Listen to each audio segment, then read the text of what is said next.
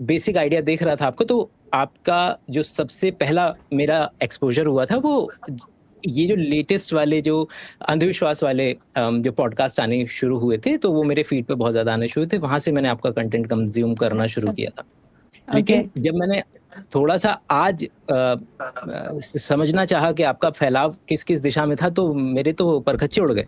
मतलब मैं ऐसा देख क्या रहा है? था कि भई कि सिंगर राइटर हैं, लिरिसिस्ट हैं, आपको मतलब कि घूमने का तो इंतहाई वाला शौक है आपका। आप गाने लिखती भी हैं, बनाती भी हैं। मेरे ख़्याल से क्या आपको ये पता चल गया है क्या कि ये आपका शायद आखिरी जन्म है कि जो करना है इसी में कर लेते हैं फटाफट से? ये कुछ थोड़ा ज़्यादा नहीं हो गया? अंकित ने एक एक जर्नलिस्ट पे ज़्यादा जर्नलिस्टिक रिसर्च कर ली है। नहीं, नहीं जर्नलिस्टिक नहीं, देखिए लोगों का होता है कुछ का कि घुस करके निकाल करके लेकर के आना पड़ता है चीज़ें। आपने तो आपकी जो-जो बहुमुखी प्रतिभा में जितने भी आप पारंगत हैं, उसमें से जितनी भी चीज़ें हैं लगभग सभी चीज़ों को कन्वर्ट भी कराया है at at the level of, चाहे वो मतलब पब्लिशिंग के लेवल पर हो। ऐसा नहीं है कि so called bathroom singer, so called writer, so called painter, so मतलब बाकायदगी से आपके अपने चैनल से ज़्यादा आपके जो पैरेलल चैनल्स हैं उन पर जो है ज़्यादा सब्सक्राइबर मेरे को देखने को मिल गए। तो ऐसा नहीं है कि टाइम पास के लिए बाकी चीज़ें चल रही हैं। सभी चीज़ों में you are at the top. तो ये मतलब सही में मैं जानना चाह रहा था कि आपको पता चल गया है कि आखिरी जन्म चल रहा है और जितना हो सकता है इसमें डाल देते हैं अभी पूरा। अभी आपकी बातों से लग रहा है कि मुझे मतलब काफ़ी मतलब मेरे अंदर काफ़ी चीज़ें हैं, लेकिन अभी मैं आपकी बातों से इम्प्रेस हो रही हूँ कि आपने काफ़ी अच्छा रिसर्च कर लिया, क्योंकि बहुत से इंटरव्यूज़ इधर मैंने दिए हैं। बीच-बीच में होते रहते हैं, जैसे मतलब हम लोगों का तो काम ही ऐसा है कि कभी इंटरव्यू लो, कभी दो। लेकिन किसी ने इतना ज़्यादा घुस के इस तरह वाला सवाल नहीं पूछा। हाँ, नेपाल के एक जर्नलिस्ट आए थे, नेपाल के काफ़ी अच्छे एक जर्नलिस्ट हैं, तो उन्होंने कुछ ऐसा रिसर्च किया था, तो अभी से लगभग 6 साल पहले उन्होंने इंटरव्यू लिया था, तो उसमें वो कुछ ज़्यादा रिसर्च करके आए थे, लेकिन वो जर्नलिस्ट थे। आप जर्नलिस्ट नहीं हो, फिर भी आपने काफ़ी रिसर्च कर लिया। चलो, अब आपके सवाल का जवाब देती हूँ हाँ, कि एक्चुअली ज़्यादातर चीज़ें ना शौक-शौक की हैं। मतलब मुझे ऐसा लगता है कि जो-जो आपको शौक हो, तो जन्म तो सही में हमें आखिरी मिला है कि नहीं ये तो नहीं पता, लेकिन एक है और इसी में जितना करना है, जो आपके शौक हैं सब पूरे कर लो। तो इस वजह से जो भी मतलब राइटिंग का हो गया या सिंगिंग का हो गया या स्पोर्ट्स का या बुक वुक लिखने का, तो वो सारा कुछ, या जो अपना एक प्रोफेशन को लेकर के मेरा ये था कि एक प्रोफेशन अपना ऐसा बना लो कि आपका एक मनी का सोर्स हो, कि बाकी चीजें आपके शौक को पूरा करने के लिए इधर से आप उधर पैसे लगा सको, क्योंकि शुरू में तो आपको उसमें इन्वेस्ट करना होता है।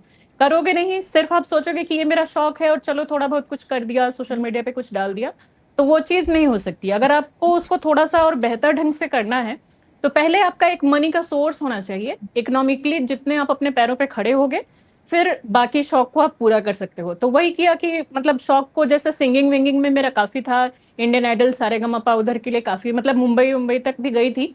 लेकिन वो चीज़ अच्छा। फिर अगर मैं उसमें करती, तो फिर ये होता ना कि आपका वो मनी सोर्स एक नहीं होता। वो सारा मैं अपना कैलकुलेट करके चल रही थी कि सारी चीज़ें आप उस समय उनका दिख रहा होता है ना, जो आपके साथ के लोग होते हैं, कि कितना आगे जा सकते हैं, उतने उसमें कितना स्कोप है।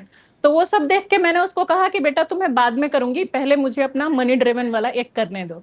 तो वो तो मेरा एकदम से फ़ोकस था कि मुझे जर्नलिज़्म में जाना ही जाना था। पूरी फैमिली में कोई नहीं था दूर-दूर तक। लेकिन इलाहाबाद से रिपोर्टिंग शुरू की, मतलब स्टडी के साथ-साथ, ग्रेजुएशन, पोस्ट ग्रेजुएशन के साथ-साथ मैंने वहाँ से फील्ड रिपोर्टिंग शुरू की, और जब मैंने शुरू किया था 2006 के आसपास, तो उस समय मैं पूरे इलाहाबाद की सिंगल फीमेल रिपोर्टर थी।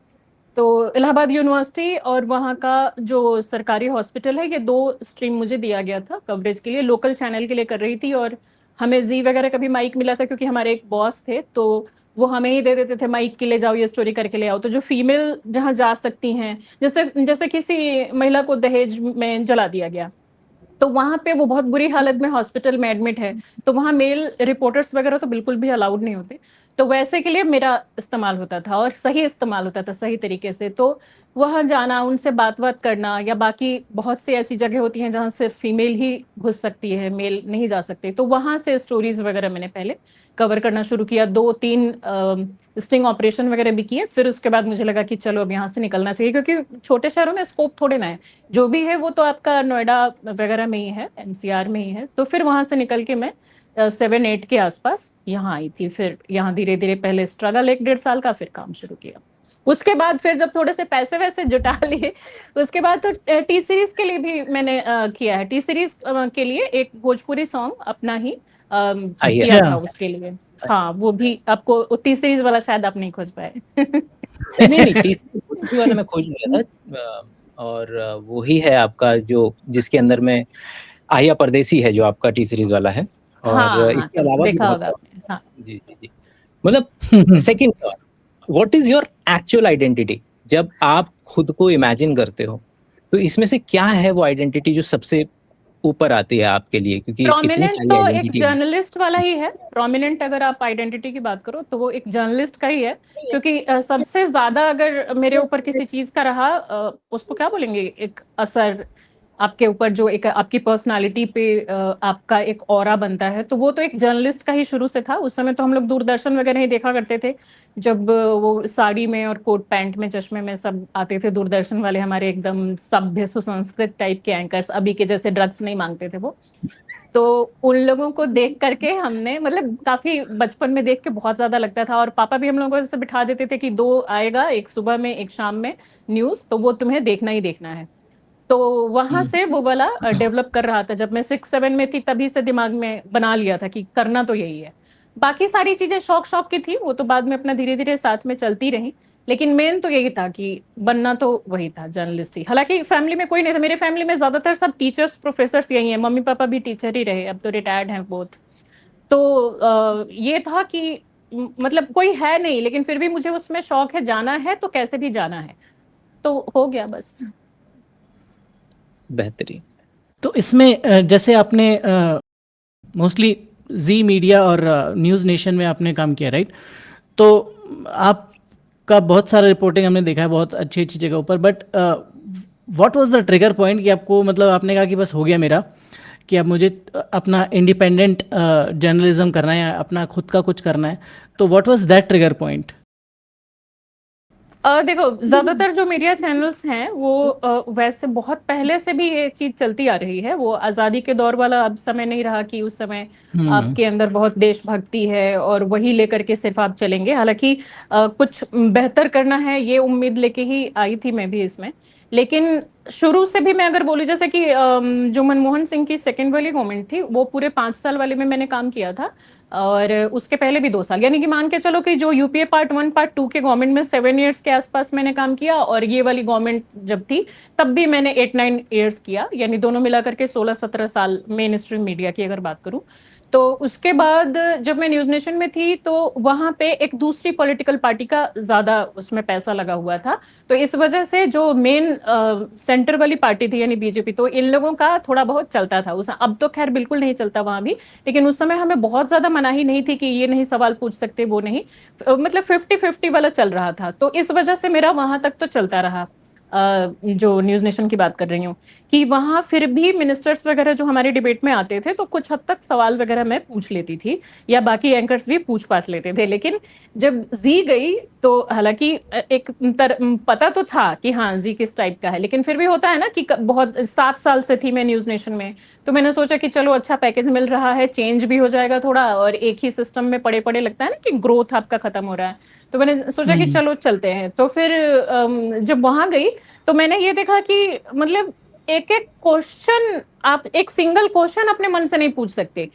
इतने साल का आपका एक्सपीरियंस, आप एक सीनियर जर्नलिस्ट हो, चाहे मैं हूं चाहे मेरे साथ के दूसरे भी जो लोग थे, सबके लिए बोल रही हूँ। लेकिन एंकर्स के लिए मान के चलो कि पूरे टाइम जो शो का प्रोड्यूसर होता था वो पीसीआर में ही खड़े रहता था और सवाल बताते रहता था। यानी कि आपका नॉलेज, आपका रिसर्च, जो दिन में जैसे 2 डिबेट शो मेरे पास थे और बाकी नॉर्मल बुलेटिन थे, तो आप दिन भर के 4-5 घंटे का रिसर्च करके किसी एक बुलेटिन का जो टॉपिक है उस पर आप आ रहे हो कि ये गेस्ट हैं, उनसे ये सवाल मुझे पूछना है, और जब वहां बैठ रहे हो तो एक दो सवाल ही जो बेसिक से शुरुआत वाले हैं वो आप पूछ पा रहे हो, उसके बाद ईपी में कान में लगातार आवाज आ रही है कि ये नहीं पूछ सकते, ये नहीं पूछ सकते, श्वेता अब ये ओ पूछो, अब इसके बाद ये पूछो। तो वो जो पूरे टाइम वो आदमी डिस्टर्ब कर रहा है, और मेरा जो फर्रा मैं बना के ले गई हूँ कि हाँ ये सवाल पूछूंगी, वो धरे का धरा रह जा रहा है। तो मेरा तो मूड ही खराब होने लगा कि भाई ये मैंने क्या कर लिया, इतना एक ही बार ऐसा डिसीजन कि चंद पैसों के इंक्रीमेंट के लिए मैंने एकदम पैर पे कुल्हाड़ी मार ली। हालांकि पहले वाले में भी ऐसा नहीं था, उसमें भी न्यूज नेशन में भी जब मैं थी तो वहां दूसरे दूसरे तरह की समस्याएं होती थी, वहां भी कुछ कुछ ऐसी चीजें थी, वहां अलग लेवल का पॉलिटिक्स था। लेकिन यहाँ वाले पे उसके बाद जब, हालांकि ये लोग ना थोड़े मौके ज्यादा देते थे, न्यूज नेशन वाले में ना ये था कि जो बॉस का बहुत बड़ा चमचा होगा उसको मौके मिलेंगे और बाकियों को मौके नहीं मिलेंगे, वहां दूसरे तरह की पॉलिटिक्स थी। यहाँ ये था कि ये लोग मौके तो देते थे कि छोटी छोटी गलतियों पे आपको ऑफेयर नहीं करेंगे, बॉस को जवाब दे दिया तो एक हफ्ते का ऑफेयर, ये वाला सारा नहीं था। आपको फील्ड रिपोर्टिंग पे भी देश विदेश हर जगह भेज रहे थे। लेकिन उसमें ये था ना कि भेजेंगे, वो आपको एक्सपोजर तो देंगे, लेकिन वो जो चाहेंगे आप वही वहां से कवर करोगे, उसके अलावा आप कवर नहीं कर सकते। दो तीन बार ऐसा मेरे साथ हुआ कि मैं गई हूँ और वहां के लोकल लोगों की जो प्रॉब्लम्स है या वहां और भी मुझे जो आंखों से साफ साफ दिख रहा है कि मुझे ये कवर करना चाहिए, ये मेरी ड्यूटी है, इस काम के लिए मुझे होना चाहिए यहाँ, वो मैं नहीं कर सकती। बहुत बार तो मैंने रिकॉर्ड कर करके भेजा और बार बार बॉस से पूछती रही, उनके ऊपर वाले बॉस से वो पूछते रहे और उधर से मना हो गया कि ये क्या, ये फालतू करके श्वेता भेजती रहती है, और तुम लोग भी असाइनमेंट अलाउ कर देते हो, बैटरी, कैमरा, कैमरामैन, होटल का खर्चा हमारा सब इतना लग रहा है, आने जाने का एयर फेयर, और तुम लोग यही सब करा रहे हो, स्टोरी 4 घंटे 5 घंटे तो इस एक फालतू स्टोरी में वो बर्बाद कर देती है डेली। तो ये वाला जो था ना कि मैंने अच्छी अच्छी स्टोरी अब करके भेज रहे हो, और जिनकी भेज रहे हो स्टोरी वो लोग बेचारे रोज पूछ रहे हैं कि मैम क्या हुआ क्या हुआ, और आप उनको जवाब ही नहीं दे पा रहे हो, आप मुंह चुरा के उधर से निकल जा रहे हो कि अरे ये लोग फिर देखेंगे फिर पूछेंगे। तो जिन लोकल लोगों से हम्म हेल्प लेके आप वहां की स्टोरी कवर कर रहे हो, उन्हीं लोगों की जो अपनी प्रॉब्लम वाली स्टोरी है वो ना दिखा के सिर्फ आप, जैसे कभी सिर्फ रिलीजियस स्टोरी आप दिखाओ, हम्म यहाँ पे क्या हुआ था, वहां पे क्या हुआ था, 1000 साल पहले क्या हुआ था वो आप दिखाओ, अभी की क्या प्रॉब्लम है वो मत दिखाओ, वो हमें नहीं चाहिए। तो 1000 साल पहले की करेक्ट ही दुनिया में जी लो भाई। तो फिर ये धीरे धीरे इतना ज्यादा ये सब चीजें होने लगी कि डिबेट में अपने मन से सवाल नहीं पूछ सकते, अपने मन से क्या, आप फैक्चुअल सवाल नहीं पूछ सकते, और जब आप फील्ड पे भी जा रहे हो तो फील्ड पे भी उन्हीं के अकॉर्डिंग आप वहां पे रिपोर्टिंग करोगे, यानी फील्ड पे आपको दिख आपको रहा है कि वहां जमीन पे क्या प्रॉब्लम है, लेकिन नैरेटिव वो तय करेंगे जो नोएडा स्टूडियो में 600-700 किलोमीटर दूर बैठे हुए हैं। तो ये सब चीजें इतनी ज्यादा होने लगी कि वहां तो मैं कितने 6-7 महीने भी ढंग से नहीं टिक पाई थी। फिर मैंने कहा कि, और हाँ एचआर ने ये भी बुला के मुझे कहा कि आप अपने यूट्यूब चैनल पे नहीं डाल सकती, अपनी पर्सनल ओ चीजें जो डालती हैं वो नहीं डाल सकती। उसने सारा प्राइवेट अच्छा करा दिया मेरा। उसने बोला कि आपका, मैंने कहा कि एक चैनल उस समय मेरा मोनेटाइज था, एक मोनेटाइज नहीं था। तो उसने कहा कि नहीं नहीं, मोनेटाइज हो या नहीं हो आप सोशल मीडिया पर भी वही चीजें डालोगे, एक्स पे, एफबी पे या फिर इंस्टा पे, जो कि हम चाहेंगे, यानी वो फिल्टर की हुई चीजें होंगी और ज्यादातर ऑफिशियली होंगी कि ऑफिस में बैठ के कि आज ये हो गया, आज वो हो गया। सुशांत सिंह राजपूत वाला तो वो जो ट्रिगर था ना वो मेरा, वो बहुत भयंकर था। अभी भी आप लोगों को कुछ लिंक भेजूंगी इस शो के बाद, देखना उसको, कि सुशांत सिंह राजपूत की जो डेथ हुई थी और उस समय जो सारा चल रहा था ना ड्रग्स दो वाला सारा जो उस समय नैरेटिव चल रहा हम्म था, तो उसमें मैं भी बैठ के वही कर रही हूँ, मुझसे भी वही करवाया जा रहा है, मैं भी वैसे ही चिल्ला रही हूँ, और मेरे भी विंडो में देखना 8-9 गेस्ट हैं, और कुछ पॉलिटिकल हैं, कुछ मुंबई से जुड़े हैं, कुछ एंटरटेनमेंट इंडस्ट्री के लोग हैं, और मैं भी बैठ के वही सब बकवास कर रही हूँ। और जब वो 1 घंटे का शो हो जा रहा है, चिल्ला चिल्ला के क्यों हुआ क्या हुआ बताइए बताइए, और उसके बाद खत्म करने के बाद फिर मैं एफबी लाइव, हम लोगों का होता था कि फिर एफबी पे उसी चीज को लाइव करो और बताओ कि आज उस शो में क्या हुआ। मतलब कुछ भी आपका अपना तो कुछ रह ही नहीं गया, आपकी रिसर्च और बाकी सब, आप पूरे एक रोबोट बन गए हो, या तो आप उनके लिए बनाए गए एक डमी हो, इसके अलावा आपकी कोई वैल्यू नहीं, आपके जर्नलिस्टिक व्यू की किसी भी चीज की कोई कद्र नहीं है। तो क्या करेंगे वहां काम, जब उन्हीं का चिल्लाना है तो आप किसी इंटर्न को ले आओ। ड्रेसेस को लेके हमारे कितने ज्यादा झगड़े होते थे, 2-3 बार तो हम लोग बॉस के पास गए कि हम लोग एक एक एज हमारा है, एक हमारा रुतबा है, एक अपनी पहचान है जर्नलिस्ट वाली, और आप हमें शॉर्ट स्कर्ट्स दे रहे हो घुटने से भी ऊपर ऊपर के, कि ये पहन ओके के टांगे दिखाते हुए आपको, अरे भाई मुंबई से बुला लो ना लड़कियां, उनको बिठा, करवाना ही क्या है आपको, अपने हिसाब से ही चीजें चलानी है, तो आप टीपी तो पढ़ना है तो टीपी तो मुंबई वाली भी आके पढ़ देगी, 20-22 साल की लड़कियां बुलाओ उनसे टीपी पढ़वाओ, फिर हमारे दिमाग की आपको जरूरत क्या है। तो वो एचआर में फिर जब हम शिकायत करने गए बॉस से, फिर एचआर से कि नहीं हम ये कपड़े नहीं पहनेंगे या जो भी, तो हमें क्या बोला जाता था कि आपका हमने सोशल मीडिया देखा है, आप तो यहाँ पे यूरोप ये पहन के घूम रही थी, आप तो दुबई ये पहन के घूम रहे। यार वो मेरा पर्सनल टूर है, मैं उसमें कुछ भी पहन के घूमूं, कुछ भी डालूं। आप वहाँ एक जर्नलिस्ट के तौर पर हमें बिठा रहे हो, वहां पे पहनने के लिए तो हम बिकनी पहन के भी घूमते हैं, तो क्या वहां पे भी वही काम करेंगे क्या? वहां एक जर्नलिस्ट की हमारी पहचान है भाई। और बाकी लड़कियों को तो वो बोला गया, मेरा तो वो भी नहीं मिला, तो आप मुझे मत दो ना, आप मुझे दो ना एक एक नॉर्मल एक जर्नलिस्ट का जो ड्रेसअप होना चाहिए थोड़ा सा गरिमामयी, आप वो दो ना, वो हम पहनते हैं। तो इन सब चीजों पे ये 4-5 चीजें इतनी ज्यादा वहां होने लगी ना कि फिर तो हुआ कि चलो टाटा बाय बाय। तो एक तो व्हाट ईयर वाज इट? कौन से साल में हुआ ये, मतलब जो आपका ट्रिगर ये पॉइंट जिसकी बात मैं कर रहे 2021 की बात बता रही हूँ। कोविड तक मैंने किया था, कोविड में डेली ऑफिस गई थी मैं, पूरा कोविड में बहुत अच्छे से काम किया था, कोविड के बाद छोड़ा था। एक तो तो इसके सरकार की तरफ से हो गया कि क्योंकि इंसेंटिव इस तरीके से अलाइंड हैं कि आपको अगर पैसा जहां से मिल रहा है तो आपकी जवाबदेही उस तरफ होगी, तो न्यूज़ चैनल्स की जवाबदेही उस तरफ थी। इसके अलावा ये जो आपने बहुत अच्छे से पिछले मिनटों में कवर किया, सेकंड पॉइंट जो मैं चाहूंगा कि आप कवर करें, विच इज के इनसाइड फेवरेटिज्म से कि केवल और केवल ये इस तरीके का व्यवहार इन लोगों का हो गया क्योंकि इनको ऐड जिस तरीके से मिल रहा है या फिर पैसा जिस तरीके से आ रहा है, वहां से वो जिस तरीके की स्टोरी इनके इंसेंटिव्स के साथ अलाइन होगी उन लोगों ने चला दी।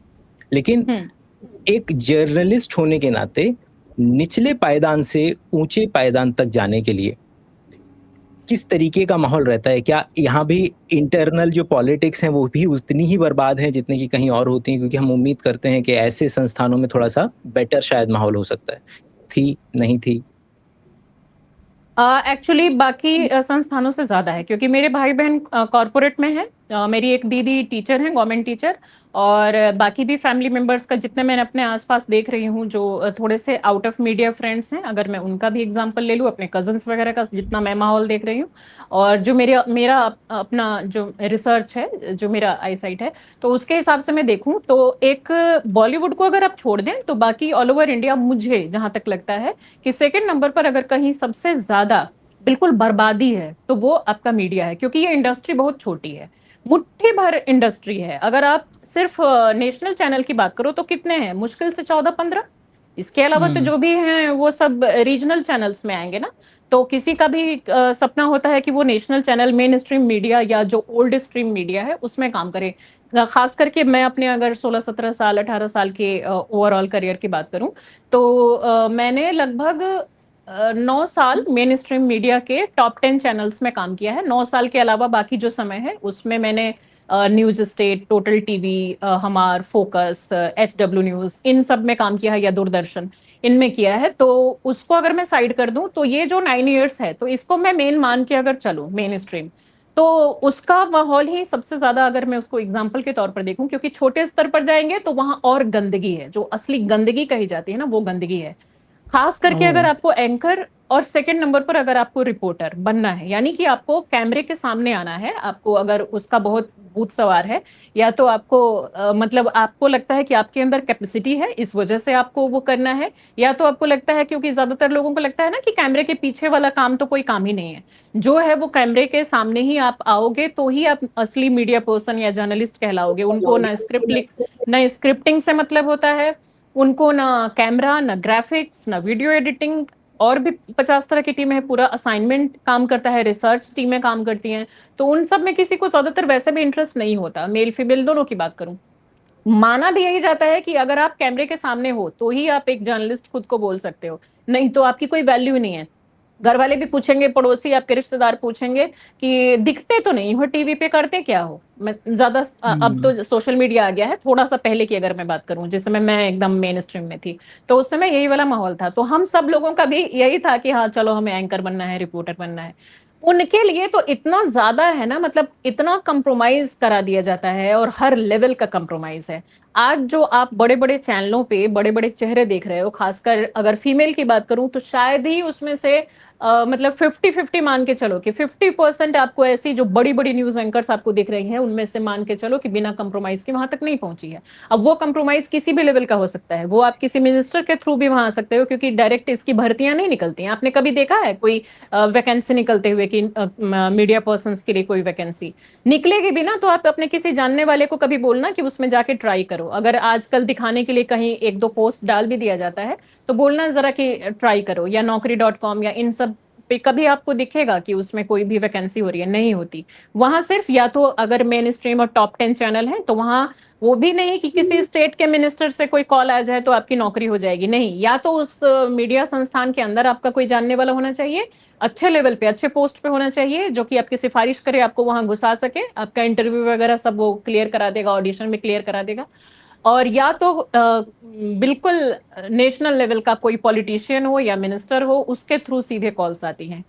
और अगर मेल एंकर है उसके अलग लेवल के कंप्रोमाइजेज हैं, फीमेल एंकर है उसके अलग लेवल के कंप्रोमाइजेज हैं। अगर आपकी नौकरी हो गई, चलो आप उसमें घुस गए और वहां पर आप चलो आपके अंदर उतना टैलेंट है कि दो चार तो टैलेंट वाले भी चाहिए ना, जो कि कहीं बम फट गया, कहीं भूकंप आ गया, अचानक किसी मिनिस्टर की डेथ हो गई, या अचानक कुछ बड़ी खबर आ गई, तो वो भी कवर करने के लिए उनको कुछ मजबूत वॉइसेस तो चाहिए ना, जिनको कि टीपी ना दें तो भी वो 4-5 घंटे खींच लें। इलेक्शन के समय तो मैंने 8-8 घंटे एंकरिंग की है, सिर्फ वॉशरूम जाने को मिला था और पानी पीने को मिलता था और कुछ नहीं, 8 घंटे लगातार, क्योंकि एंकर्स की स्कार्सिटी थी कि एक दो की तबीयत बिगड़ गई थी।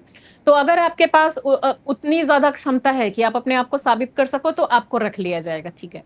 नहीं तो फिर आपके कंप्रोमाइज का लेवल कुछ भी हो सकता है। और लड़कियां करती हैं भाई, ऐसा नहीं है कि फिर एक मतलब एक तरफा गलती है, आपको भी तो अपना चेहरा चमकाना है, हीरोइन बनना है, तो आप जा रहे हो डायरेक्टर, फिर बाद में बोल रहे हो कास्टिंग काउच हो गया।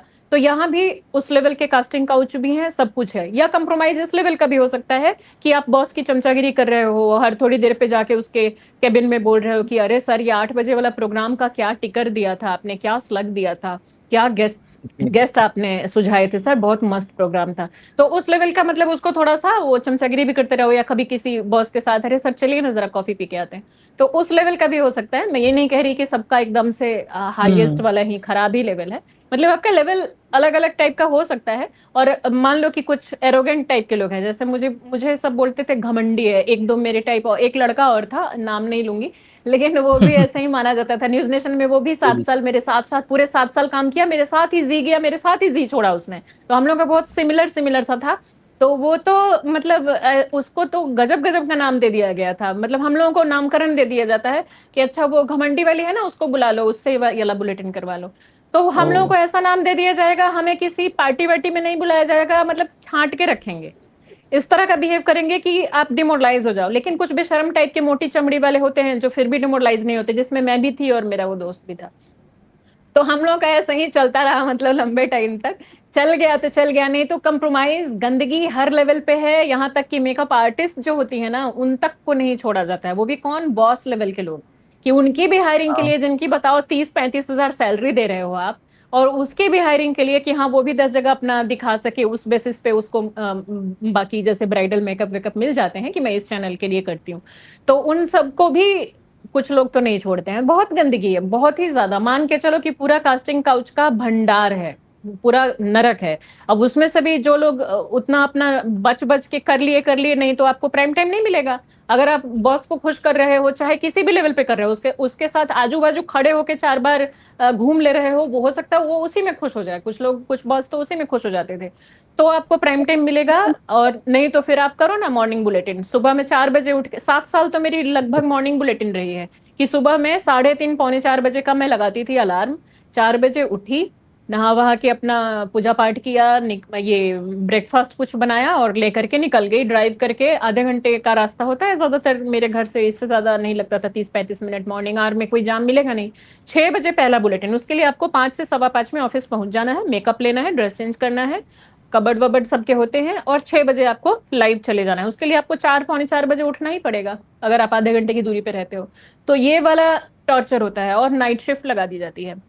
मतलब मेरा तो मान के चलो कि हर 2 महीने पे 10 दिन की नाइट शिफ्ट लगती ही लगती थी। उसमें आपका वेट पुट ऑन होना, ये सारी तरह तरह की नींद नहीं आना, ये सारी दिक्कतें होंगी। तो जो खूबसूरत सी लड़कियां होंगी बॉस की नजरों में, तो उनकी थोड़े ना नाइट शिफ्ट लगाएंगे भाई, वो आपकी चमचागिरी कर रही है। या लड़के भी जो आपके साथ दारू सिगरेट शराब पी रहे हैं, आपको प्रेस क्लब में आपके लिए स्पेशल इंतजाम कर रहे हैं, तो उनकी थोड़े ना नाइट शिफ्ट लगेगी। तो हम जैसे लोग करते थे नाइट शिफ्ट। तो इसीलिए मतलब क्या यही वजह है कि मतलब जो आपको जो पोस्टर बॉयज या पोस्टर गर्ल्स हैं गोदी मीडिया के, वो फिक्स हैं उतने टाइम से? मतलब आप जो 4 5 6 नाम आपके दिमाग में आ रहे होंगे जो देखने वाले हैं उनके भी, वो फिक्स हैं। तो क्या उसका रीज़न वही है कि भाई ऊपर से ऑर्डर आ गया कि भाई इन्होंने बोल दिया तो बस यही फिक्स रहेंगे? और हम जिसको भी देखते हैं ना, जैसे कोई एक बहुत फियर्स जर्नलिस्ट है, वो गलती से आ गया, जिसने सरकार से कोई सवाल पूछ लिए, तो देखने को मिलता है कि कुछ दिनों बाद उसकी छुट्टी हो गई। मतलब वो ऐसा लगता है कि ही और she is of the planet, मतलब वो है ही नहीं इंसान अब एग्जिस्टिंग। तो क्या यही रीजन है कि उसकी वजह से कि ये लोग टिके हुए हैं? Again we are not putting allegations on anybody, but I am it looks putting like it looks like it.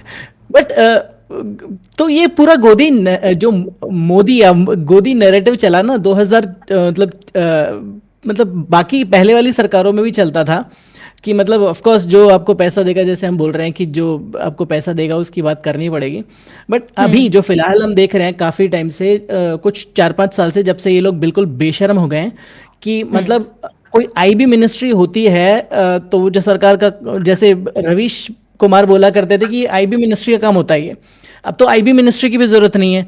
और पता चला कि आईबी मिनिस्टर भी वही है जो रेलवे मिनिस्टर हैं, अश्विनी वैष्णव। मुझे पता भी नहीं था कि आईबी मिनिस्ट्री है भी कि नहीं, क्योंकि इतना नॉन एग्जिस्टेंट है। बट आजकल तो महिमा मंडन कर रहे हैं, सीधे सीधे पर्सनल ब्रांडिंग चैनल बन गया है जो मोदी साहब का, कि तो अब उस सरकारी प्रोपेगेंडा का क्या अंत है? क्योंकि इसमें एक पैरेलल आ गया है अपना इंडिपेंडेंट मीडिया और आपका जो डेमोक्रेटिक था सो फार, जो कि रिसेंट अभी हुआ है इंसिडेंट कि भाई मोदी साहब का एक रील निकाल दिया गया मेटा द्वारा 5 घंटे के लिए, जिस पर 400 मिलियन व्यूज थे, आपने देखा होगा न्यूज। और इस पर उन्होंने बोला कि मार्क जकरबर्ग सीधे सीधे माफी मांगे, और उसने माफी मांग भी ली, क्योंकि उसको सरकार मतलब में अभी रहना है और चलाना है अपना दुकान, इंस्टाग्राम और बाकी चीजें हैं। तो पाताल में चला गया है। तो अब जो मेरा ये मतलब कहने का मकसद ये है कि जो डेमोक्रेटिक मंच है, जो हमारा इंडिपेंडेंट मीडिया है, जिसमें सोशल मीडिया है, जिसमें अगर प्रधानमंत्री की एक रील उड़ा दी जाती है तो भूचाल आ जाता है, बट इतने सारे अकाउंट डिलीट हो गए हैं। अभी मैं डेटा देख रहा था, मिलियंस ऑफ अकाउंट्स डिलीट हुए हैं मेटा से, और उन पर कोई कार्रवाई नहीं होती है कभी भी। तो जो डेमोक्रेटिक प्लेटफॉर्म, जैसे आप और हम लोग इस डेमोक्रेटिक प्लेटफॉर्म पर है, हम लोग कर सकते हैं बिना किसी सिफारिश के, बिना किसी को प्लीज किए हुए हम अपना काम कर सकते हैं। बट यहाँ पर भी सरकार ने अपना दखल देना शुरू कर दिया। तो आप इसको कैसे देखते हो? देखो, एक बिल लाने की कोशिश भी की गई थी कुछ दिन पहले, अगर हाँ, आपको याद हो, एग्जैक्टली। कि उसके जरिए, लेकिन उस पर इतना ना ज्यादा विरोध हुआ कि कुछ समय के लिए टाला गया, या उसको किसी नए तरीके से, नए नैरेटिव और नए पैकेज में वही पुराना माल फिर से लाया जाएगा। देख लेना, ज्यादा टाइम नहीं लगेगा। क्योंकि देखो, कोई भी यस, गवर्नमेंट अगर वो फुल पावर में है और उसके पास इतना है कि उसको किसी से जरूरत नहीं है ये सपोर्ट की, यानी कि पॉलिशन नहीं है गवर्नमेंट, और उसके पास इतनी ताकत है कि वो आराम से कोई भी रूल ले आए, नया पास करा ले, तो वो अकाउंटेबिलिटी वगैरह पे ध्यान नहीं देती। उसका काम है फिर कि किसी भी तरीके से येन केन प्रकारेण आपको पावर में बने रहना है। और पावर में बने रहने के लिए आपको एक मोदी जी का बहुत पुराना इंटरव्यू, जब वो स्टेट मिनिस्टर, चीफ मिनिस्टर हुआ करते थे, तब का याद होगा कि जब उनसे पूछा गया कि ऐसी कौन सी चीज है जो कि आप आगे ये करना चाहोगे, मजबूत करना चाहोगे, इस तरह से किसी विदेशी जर्नलिस्ट ने सवाल पूछा, तो उन्होंने कहा कि मीडिया, इंटरव्यू है। हाँ, मीडिया को मतलब और अच्छी तरह से, आई मीन वो कहना चाह रहे थे कि मीडिया को काबू करना चाहूंगा, और वास्तव में उन्होंने किया इसको। Do you think there's anything that you should have done differently? Yes, one area where I was very, very weak, and that was how to handle the media. तो ऐसा नहीं है कि पहले मीडिया काबू में नहीं था, या मतलब नहीं, पहले बायस्ड चीजें चलती थी, पहले भी बायसनेस था। 7 साल जो मैं बता रही थी, वो बताने का यही मकसद था कि मैंने 7 साल उसमें यूपीए गवर्नमेंट में भी काम किया है, लेकिन उसका जो लेवल है ना वो बहुत बहुत ज्यादा बढ़ चुका है। पहले मान के चलो कि अगर आपके कमर तक पानी था तो अब आपके गले तक पानी आ गया है, फर्क इतना आ गया है। तो जब कहा जाता है कि जब तक ढकी छुपी चीजें चलती रहती हैं तो थोड़ा बहुत आटे में नमक चलता है, लेकिन जब पूरा नमक और आटा एक जैसा ही हो जाए तो वो कड़वा हो जाता है। तो अभी वो कड़वा वाला वक्त चल रहा है मीडिया का। और जब एडवर्टीजमेंट के लिए आप पूरी तरह से उस पर डिपेंडेंट हो तो कैसे बदलेंगी चीजें। मान लीजिए कि आपने कहा कि हमारे जैसे लोग जो इंडिपेंडेंट जर्नलिज्म करना चाहते हैं वो अपने प्लेटफॉर्म से कर सकते हैं, लेकिन जब गवर्नमेंट इतनी ज्यादा पावर में है और इतनी ज्यादा तानाशाही के मूड में है, तो अगर वो कल को लेके चली भी आती है, कोई एक नया बिल ले भी आती है और मान लो कि दोनों सदनों में वो पास हो जाता है, तो आप और हमारे जैसे लोग क्या कर लेंगे? क्या ही कर लेंगे आप। और विरोध प्रदर्शन भी अभी जाकर के ये एक हुआ है तो चलो थोड़ी दिन की खुशी मनाई जा रही है कि मिनिस्टर का इस्तीफा ले लिया। कितनी बार आप उस लेवल का विरोध प्रदर्शन कर पाएंगे और उस लेवल के लोगों को एकजुट कर पाएंगे कि सब उससे खुद को कनेक्ट कर पाए और सड़कों पर आकर के और सरकार को झुकाएं दबाएं कि हाँ चलो तुमको ये वापस लेना होगा। तो अगर उस लेवल पे नहीं हुआ तो वो धीरे से मौका देख के पास करा लेगी भाई, आप कुछ नहीं कर पाएंगे। और एक बार पास हो गया तो हो गया, उसके बाद तो आप क्या ही कर पाओगे। तो ये सारी चीजें हैं कि मतलब इंडिपेंडेंट जर्नलिस्ट भी जो हैं, एक तो उनकी तादाद कितनी है और वो मुट्ठी भर लोग कर भी क्या लेंगे जब वहां पे नैरेटिव सेट करने के लिए और आम लोगों का ब्रेन वॉश करने के लिए सारी तैयारी की जा चुकी है और ब्रेन वॉश हो भी रहे। अब देखो कितना है 157 रैंक है ना शायद इंडिया का ये प्रेस फ्रीडम इंडेक्स में इंटरनेशनली। तो उस बेसिस पे देखो तो पाकिस्तान, बांग्लादेश, श्रीलंका सब आपसे, नेपाल सब आपसे बेटर कंडीशन में है। तो जब वो लोग आपसे बेटर कंडीशन में हैं तो आप पहुंचोगे भी तो कहाँ कहाँ कब तक पहुंचोगे। और अगर दूसरी कोई गवर्नमेंट मान लो कि 3 साल बाद 2.5 साल बाद चेंज हो भी जाती है तो खून मुंह लग जाता है ना, तो उस सामने वाले को भी लगता है, सिर्फ एक नहीं है। कल जो कांग्रेस में थे आधे से ज्यादा कांग्रेसी तो आज बीजेपी में मिनिस्टर बने पड़े हैं या इनकी पार्टी में है, विधायक हैं, एमएलए हैं, एमपी हैं, सब हैं। तो ऐसा नहीं है कि किसी एक पार्टी को आप ब्लेम कर दोगे। गवर्नमेंट में, उस गवर्नमेंट में जो थे वो कूद के इधर चले आए। आगे अगर कोई और सरकार बनेगी, मान लो कि चेंज होकर के कांग्रेस कुछ लोगों के साथ, कुछ दूसरी पार्टीज के साथ मिलके बनाती है, आधे से ज्यादा बीजेपी वाले उसमें कूद के चले जाएंगे। तो ये मिक्स होते रहते हैं, ये पार्टी के नाम पे नहीं जाना चाहिए। यही लोग मिलके बनाएंगे और अब एक को रास्ता दिखा दिया है आपने तो दूसरा उसी रास्ते को फॉलो करेगा। वो कोई बहुत भगवान अवतरित होकर के नहीं आने वाला है कि वो बोलेगा कि ओ माय गॉड मुझे तो ये सब कुछ करना ही नहीं है, मैं तो एकदम सच्चाई के रास्ते पे चलूंगा। और अगर कोई आ भी जाए तो वो उस लेवल पे नहीं पहुंचेगा कि पीएम बन जाए या होम मिनिस्टर बन जाए या आईबी मिनिस्टर उसके अंडर में आए और वो इतना चेंज कर ले, अचानक से बदलाव हो जाए। कोई भी चीज धीरे धीरे खराब होती है, कोई भी चीज धीरे धीरे सुधरती है। तो वो लेवल जो है ना वो खराब होने का भी इतना निचले स्तर पे है कि अगर ये सुधरता भी है तो वो कोई चमत्कार ही होगा और उसके लिए भी लंबा वक्त लगेगा। तो कल को कांग्रेस या कोई और भी गवर्नमेंट आती है ना, इसी रास्ते को, इसी पाथ को वो फॉलो करने वाली है, इसी रास्ते पे चलने वाली है। ज्यादा चेंज की उम्मीद करना मुझे तो लगता है कि अभी थोड़ी जल्दबाजी या बेवकूफी होगी। लेकिन इतने ज्यादा प्रॉब्लम भरे माहौल में आप कैसे करप्ट नहीं हुए, या फिर ये इस तरीके मेरे की जैसे बहुत थिंकिंग हैं, एक मैं ही नहीं हूँ, मेरे जैसे बहुत हैं, तो कर रहे हैं वो लोग काम।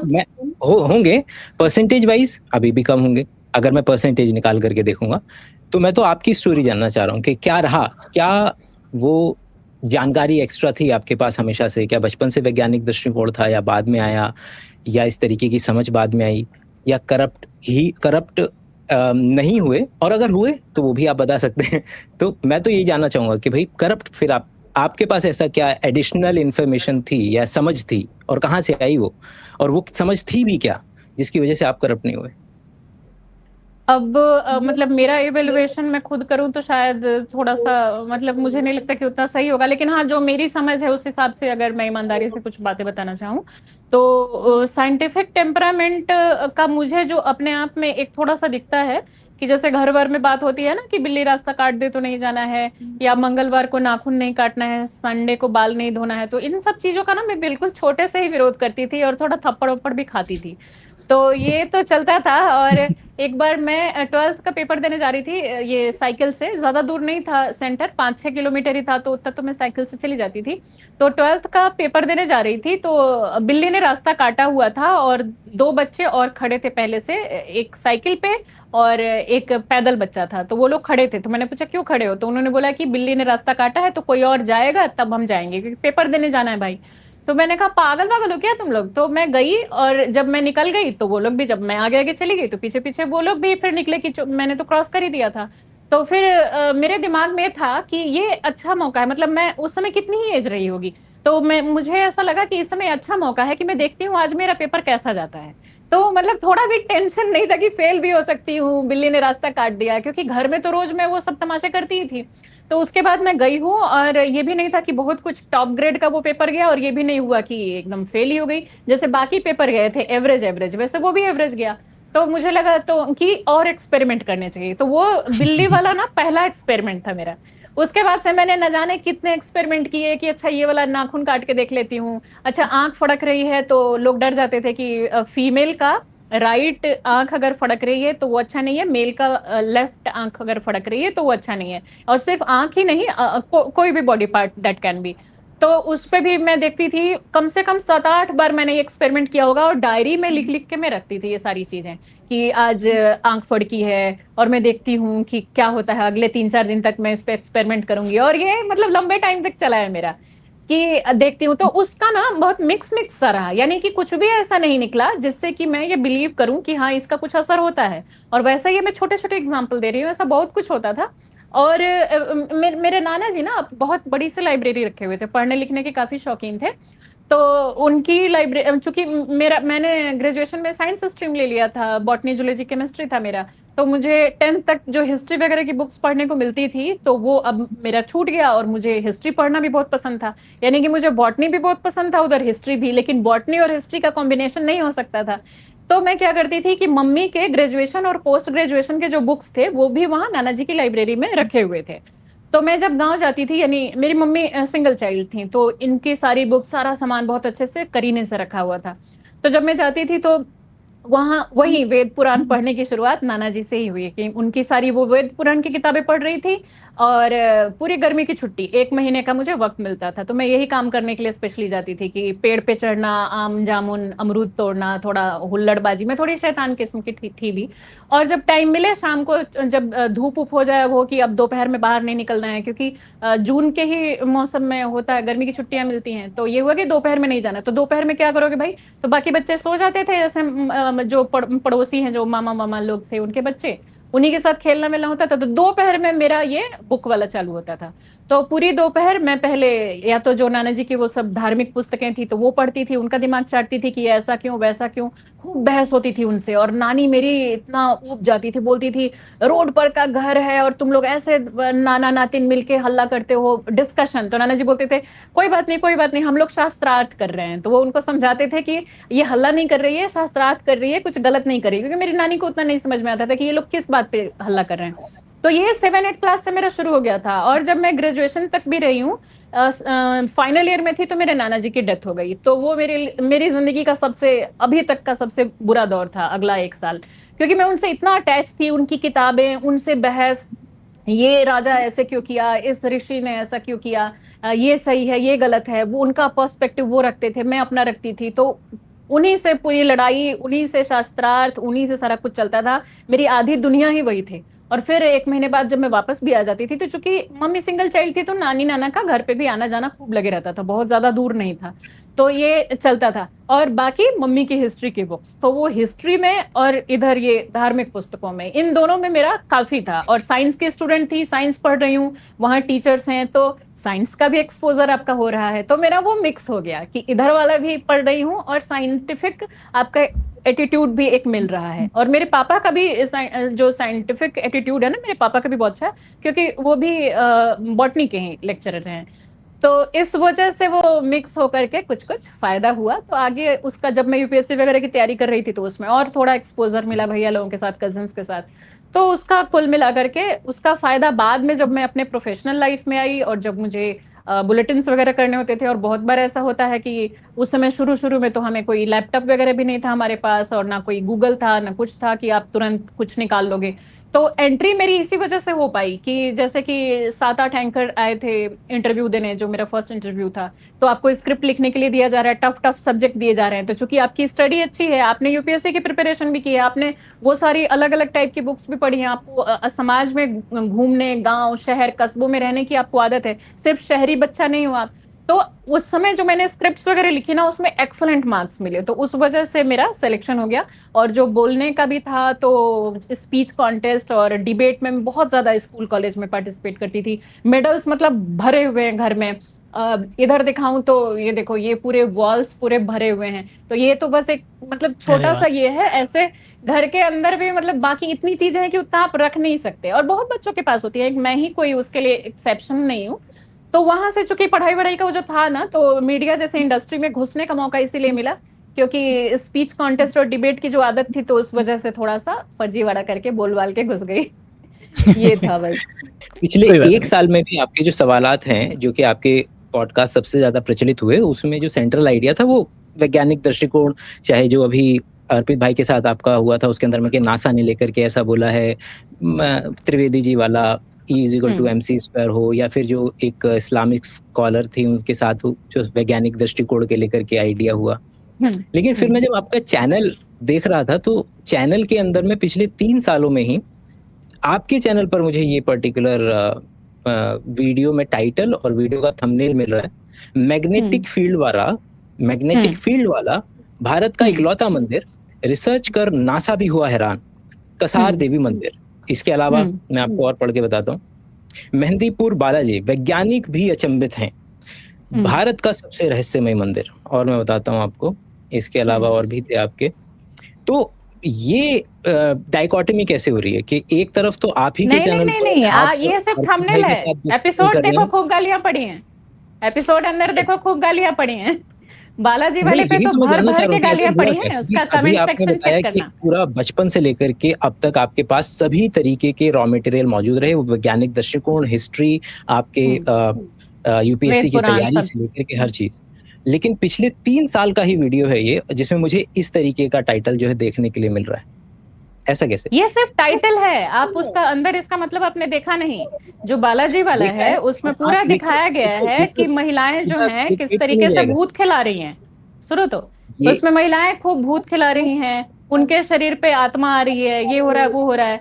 और बहुत सारे रिसर्च पेपर भी मिले कि बहुत से विदेशी वैज्ञानिक भी जो हैं वो आए हुए हैं और काफी उन्होंने रिसर्च किया है और उनको फिर कुछ नहीं मिला। तो ये उसमें बताया है बकायदा कि आए वो लोग डेफिनेटली, लेकिन उनको ऐसा कुछ नहीं मिला। यानी कि उनका वो मानसिक उसको क्या बोल सकते हैं। मैंने आपका मेहंदीपुर बालाजी वाला पूरा एपिसोड देखा है, और उसके अंदर में केवल एक लाइन कही गई है कि इन रहस्यों को लेकर के साइंटिस्ट और डॉक्टर भी यहाँ आते रहे हैं।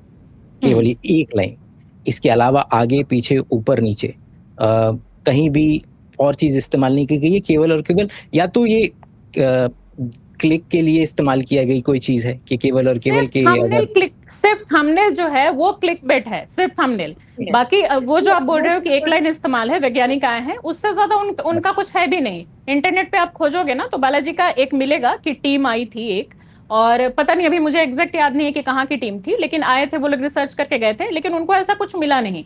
तो ज्यादातर उसमें आगे और भी आप सुनना कि उसमें मतलब एग्जैक्ट अभी मुझे स्क्रिप्ट पूरी याद नहीं है कि मैंने क्या लिखा था, लेकिन उसमें जो मैंने घूम के रिपोर्टिंग की और बताई है कि ये देखिए ये लोग ऐसे आत्मा खिला रहे हैं, और लोगों से जो बाइट ली है वो देखना कि बहुत सारे लोगों से मैं पूछ रही हूँ तो वो बोल रहे हैं, तो उनसे क्रॉस क्वेश्चन कर रही हूँ कि भाई आपको कैसे लगता है, इतनी छोटी बच्ची को आप लेकर के आए हो और बोल रहे हो कि इसका वो सारा कुछ चेंज हुआ है। यानी कि वो बच्ची बता रही है कि मेरे अंदर ये भूत था, वो मुझे प्रॉब्लम थी, वो हुआ है। तो उसके पूरी फैमिली से, उसके मम्मी पापा से सारे सवाल जवाब आप ध्यान से सुनना, और जितने उस पे बाकी जो फिर मेरी कमेंट्री है उसमें कहीं भी आपको ये नहीं लगेगा कि साइंटिफिक टेम्परामेंट के अलावा उसको डाउन करके और मैं भूत प्रेत को बढ़ावा दे रही हूँ, नहीं।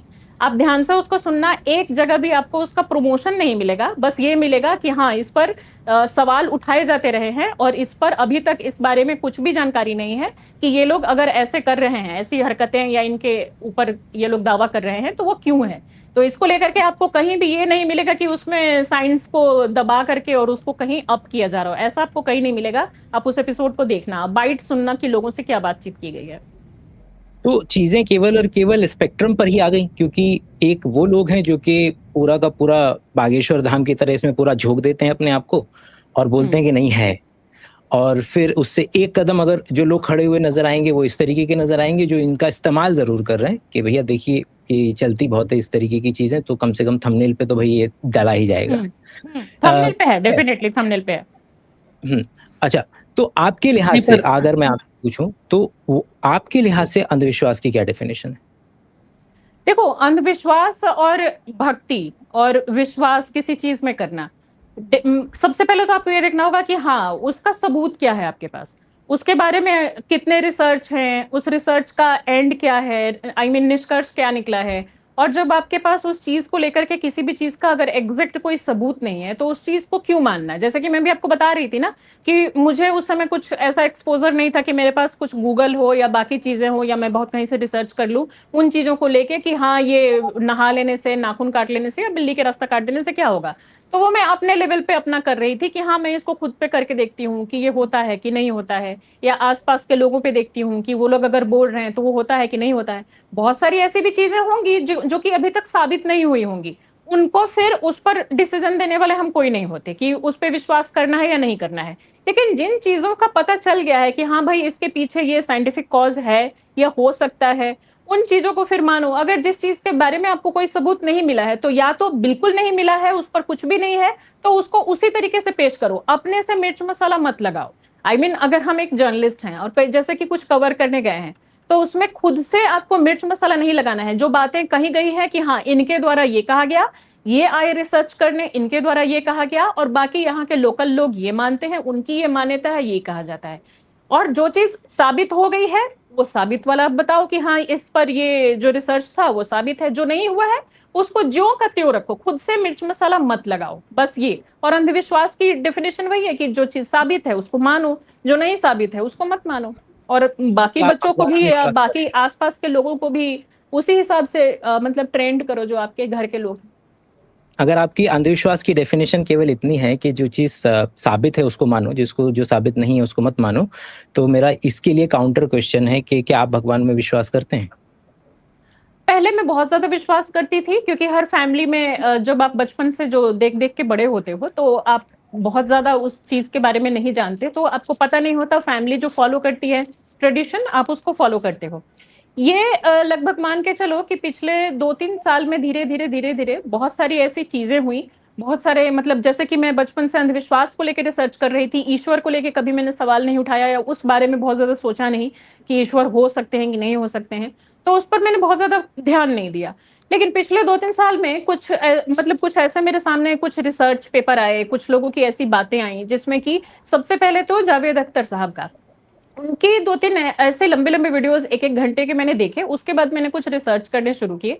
फिर मुझे लगने लगा कि हाँ, इस पर भी उसी तरीके से रिसर्च होना चाहिए, जैसे कि अंधविश्वास को लेके हम लोग बोलते हैं कि ये मानो, ये मत मानो। तो जो चीज जानो, उसमें भी मानो सिर्फ लेके क्यों चल रहे हैं? जैसे वो बोलते हैं कि किसी भी चीज को सिर्फ मान लेना जरूरी नहीं है, जानना जरूरी है। तो मुझे लगा कि बात तो ये बिल्कुल सही बोल रहे हैं। उसके बाद उस तरीके की और भी बहुत सारे जो रिसर्चर्स हैं, जिन्होंने उस बारे में, जो एथीस्ट हैं या जो उस तरीके के अपनी बात रखते हैं, चाहे वो वीडियोस के माध्यम से हो, बुक्स के माध्यम से हो, तो उस पर धीरे धीरे जब मैंने देखना पढ़ना मतलब शुरू किया ना, तो मुझे ये लगने लगा कि उस बात में ज्यादा दम नहीं है कि ईश्वर हैं, इस बात में भी ज्यादा दम नहीं है कि ईश्वर नहीं है, बल्कि हमें अब उस दिशा में अभी तक रहना चाहिए कि जब तक उस चीज के बारे में एग्जैक्ट पता नहीं है, तब तक जबरदस्ती का दावा मत करो। पूजा पाठ और ये जबरदस्ती का मंदिर जाना, यहाँ चढ़ावा चढ़ाना, ये सब करना, या डरना कि ईश्वर के डर से कोई गलत काम आप नहीं कर रहे हो, मोरालिटी के डर से मत करो ना कि हाँ, ये मोरली गलत है तो उसको मत करो।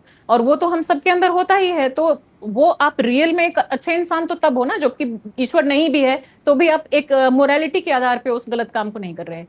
तो ये मेरा थोड़ा विश्वास डगमगाया पिछले 2-3 साल में।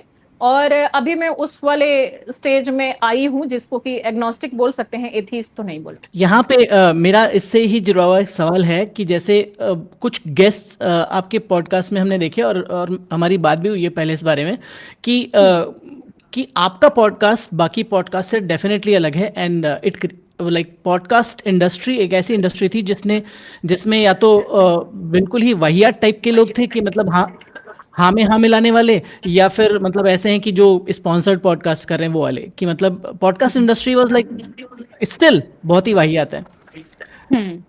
बट फिलहाल जैसे आपका जो पॉडकास्ट देखा शुरू से ही और हमारी बात भी हुई कि आपने तगड़े क्वेश्चन पूछना स्टार्ट किया कि भाई इसका बेसिस क्या है क्या नहीं है। जैसे मेघा लवारिया वाला पॉडकास्ट था जिसमें आपने वेद वाली बातें शुरू कर दी कि भाई वेद से उन्होंने पूछा तो आपने कहा वेद में क्या, पुराणों में क्या।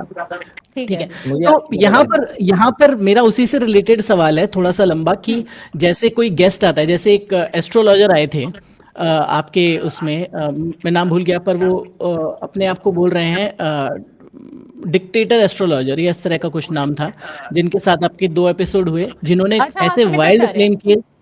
सुमिताचार्य, एग्जैक्टली सुमिताचार्य, उनके साथ आचार्य। आपके 2 एपिसोड हुए शायद, पर दोनों में उन्होंने इस तरह के क्लेम किए जो कि जैसे आपने अभी पहले बोला था कि जिस जो प्रूव हो चुका है उस पर विश्वास करो, जो प्रूव नहीं हो चुका उस पर विश्वास मत करो। तो पर उन जो व्यक्ति थे उन्होंने बहुत ऐसे जबरदस्त फेंकी उन्होंने कि मतलब मोदी जी को पीछे छोड़ दिया, पर उसमें कई सारे ऐसे पॉइंट्स आए, और मैं समझ सकता हूँ पॉडकास्ट में आपका रहता है कि आप उनका डायरेक्टली मतलब कॉल आउट करने की कोशिश कर सकते हैं, बट उनको बीच में इंटरप्ट नहीं कर सकते। तो बेसिकली आपकी क्या रिस्पॉन्सिबिलिटी होगी एज अ पॉडकास्टर, उनकी जो लेजिटिमेसी है उसको बिगाड़ने में या हटाने में डायरेक्टली? बिगाड़ने में, हटा मतलब किस चीज को बिगाड़ने में?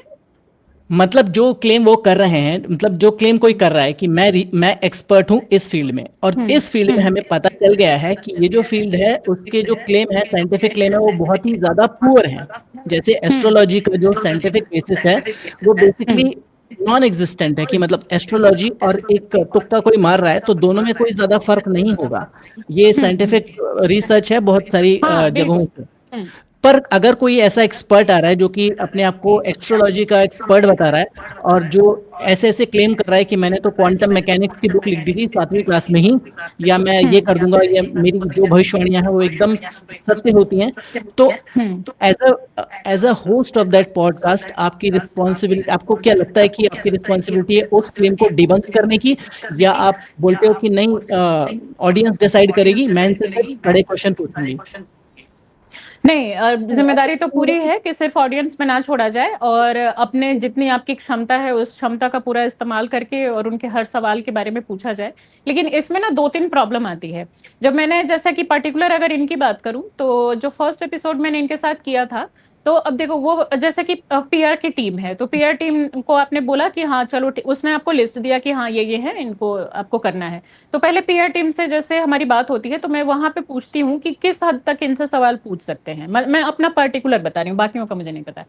तो अब अगर वो बोलते हैं कि देखो ये बहुत बड़े हैं और आपको चाहिए अगर, तो आप कंट्रोवर्सी करना, लेकिन थोड़ा सा लिमिट में, कि उनको भी बोलने देना और अपनी बात रखने देना, ये ना हो कि सामने वाला नाराज हो जाए। तो पहला एपिसोड जो मैंने किया वो उस पहले में और दूसरे में आपको फर्क इसलिए पता चलेगा, काफी ज्यादा का फर्क पता चलेगा। तो पहले वाला एपिसोड में कि हाँ, सामने वाला अगर बोल रहा है कि उसको भविष्य का ज्ञान है और वो भविष्य देख सकता है और जो भी घटनाएं होने वाली हैं वो बता देता है, तो आपने उसको मंच दिया है, तो पहले आपको उसको बोलने देना होगा। अब अगर शुरू से ही मैं अगर ये करने लगूं कि नहीं ये तो भविष्य की जो भी बातें हैं ये बकवास है, आप कैसे भविष्य बोलते हैं, 5 मिनट में वो पॉडकास्ट खत्म हो जाएगा। 5 मिनट से ज्यादा नहीं चलेगा। तो अगर आप किसी को बुला रहे हो, धीरे धीरे धीरे धीरे आपको उस लेवल तक जाना होता है। और आपने देखा होगा कि मैं बहुत हल्ला गुल्ला नहीं करती न्यूज चैनलों की तरह डिबेट में, क्योंकि फिर उसका कोई मतलब नहीं है। आप शांति से और धीरे धीरे ही अपनी बातों को रख सकते हो, सवाल को रख सकते हो। बहुत बार ऐसा होता है मेरे साथ, तो मतलब पहले इनका वाला बता दूं तो एक रिसेंट का आपको एग्जांपल दूंगी, जो कि कल एक पॉडकास्ट मेरा आने वाला है। उसमें कुछ अजीब ही हुआ है, वो बीच में उठ के गेस्ट भाग गए हैं। तो उसमें ये है ना कि एक तो शुरू में जब आप अपना चैनल स्टेब्लिश कर रहे हो तो आपको पीआर एजेंसी पे या जो भी आपके दोस्त हैं उन पर आपको डिपेंड रहना है। आप या तो अपने थ्रू लाओगे, अपने रिश्तों के आधार पर अगर आप गेस्ट लाओगे, आप उससे खुल के सवाल नहीं कर पाओगे। अगर आप पीआर के हिसाब से ला रहे हो कि चलो पीआर एजेंसी वाले ला रहे हैं, शुरू में आप पैसे खर्च करो या जिस भी तरीके से आप, तो फिर उनकी भी कुछ बातें आपको सुननी पड़ेंगी। यानी कि अगर उसने बोला है कि 50-50 रखना या 60-40 रखना, तो उस वाले में मैंने 60-40 रखा, यानी 40% मैंने उनसे क्रॉस क्वेश्चन पूछे, 60% उनको भी बोलने दिया कि हाँ इस डेट से इस डेट के बीच में ये प्लेन एक्सीडेंट हो जाएगा, ये हो जाएगा, वो हो जाएगा। उन्होंने अपनी पूरी बात रख ली। उसके बाद एक एक करके मैंने क्वेश्चन पूछने शुरू किए। उसके बाद जब मतलब काफी थोड़ी उसमें बहस हुई, जाके जब वो एंड हुआ तो मैंने मतलब लास्ट में मैं पूछती जरूर हूँ गेस्ट से, मेघा लवारिया से भी मैंने पूछा था चाय कॉफी ऑफर करना, मतलब मिसबिहेव के साथ कोई ना जाए, नाराज होके कोई ना जाए, मैं इसकी पूरी कोशिश करती हूँ। तो नहीं तो आगे से फिर गेस्ट नहीं आएंगे आपके पास, तो सवाल भी मैं सही। पूरा रख पाऊँ, रिप्रेजेंट भी ठीक से कर पाऊँ। ये बहुत प्रेशर होता है कि आपको पीआर एजेंसी वालों की भी बात सुननी है कि नहीं तो आगे से वो गेस्ट देना आपको मना कर देगा, आप उसको कितने ही पैसे दे रहे हो, कितने में वो आपको गेस्ट ला के देगा। दूसरा कि आप मार्केट में भी चारों तरफ ये हो जाओगे कि आपके पास अब कोई आना नहीं चाह रहा, आप तो छील देते हो। और मेरी ये लगभग बनी है छवि, अब मुझे गेस्ट लेने में दिक्कत हो रही है। एक जिस पर्सन के लिए, वो क्या मनीष समथिंग के लिए, मुझे मैंने आपको बोला था ना कि उनका जब होगा तो मैं को होस्ट के लिए आचार्य आपको मनीष। बुलाऊंगी। आचार्य मनीष के लिए मैंने आपको बोला था ना कि को होस्ट के लिए बुलाऊंगी, मना है। Correct. आचार्य प्रशांत की टीम ने मना कर दिया। आचार्य प्रशांत की टीम ने पहले बोला, ओके किया, बाद में मेरा सारा तेवर और उनके ऊपर सारी रीले वीले जो हमने बनाई 2-3, वो देख करके उनकी टीम ने भी, अब बताओ ना, अच्छे अच्छे सारे गेस्ट तो मना हो जाएंगे, मैं करूंगी क्या फिर। लेकिन फिर भी अब मैं कंप्रोमाइज वाले स्टेज में तो हूं नहीं, क्योंकि अब मेरा पॉडकास्ट फिर भी 3 लाख पहुंच गए हैं, 10 महीने में 3 लाख सब्सक्राइबर पहुंच गए मेरे लिए, चलो वो भी ठीक है। तो मेरा अब वंडरफुल। ये है कि चलो अगर नहीं आ रहे हैं, मतलब जिनकी धुलाई लोग देखना चाहते हैं, अगर वो नहीं आ रहे हैं, कोई 30,000 मांग ले रहा है जिससे कि उसको ना आना पड़े, कोई दूसरे बहाने बना दे रहा है, कोई मेल का रिप्लाई ही नहीं कर रहा है। सुधांशु त्रिवेदी जी का जो था, तो पहले तो उन्हीं को आना था ना, जब वो नहीं आए और मैंने देख लिया कि अब ये नहीं आएंगे, अब ये रिप्लाई ही नहीं कर रहे हैं, तो मैंने कहा कि चलो किसी और के साथ बैठ के इनकी बातों को डिबंक करते हैं। तो मैंने फिर अर्पित जी के साथ बैठ के उनकी बातों का डिबंक किया।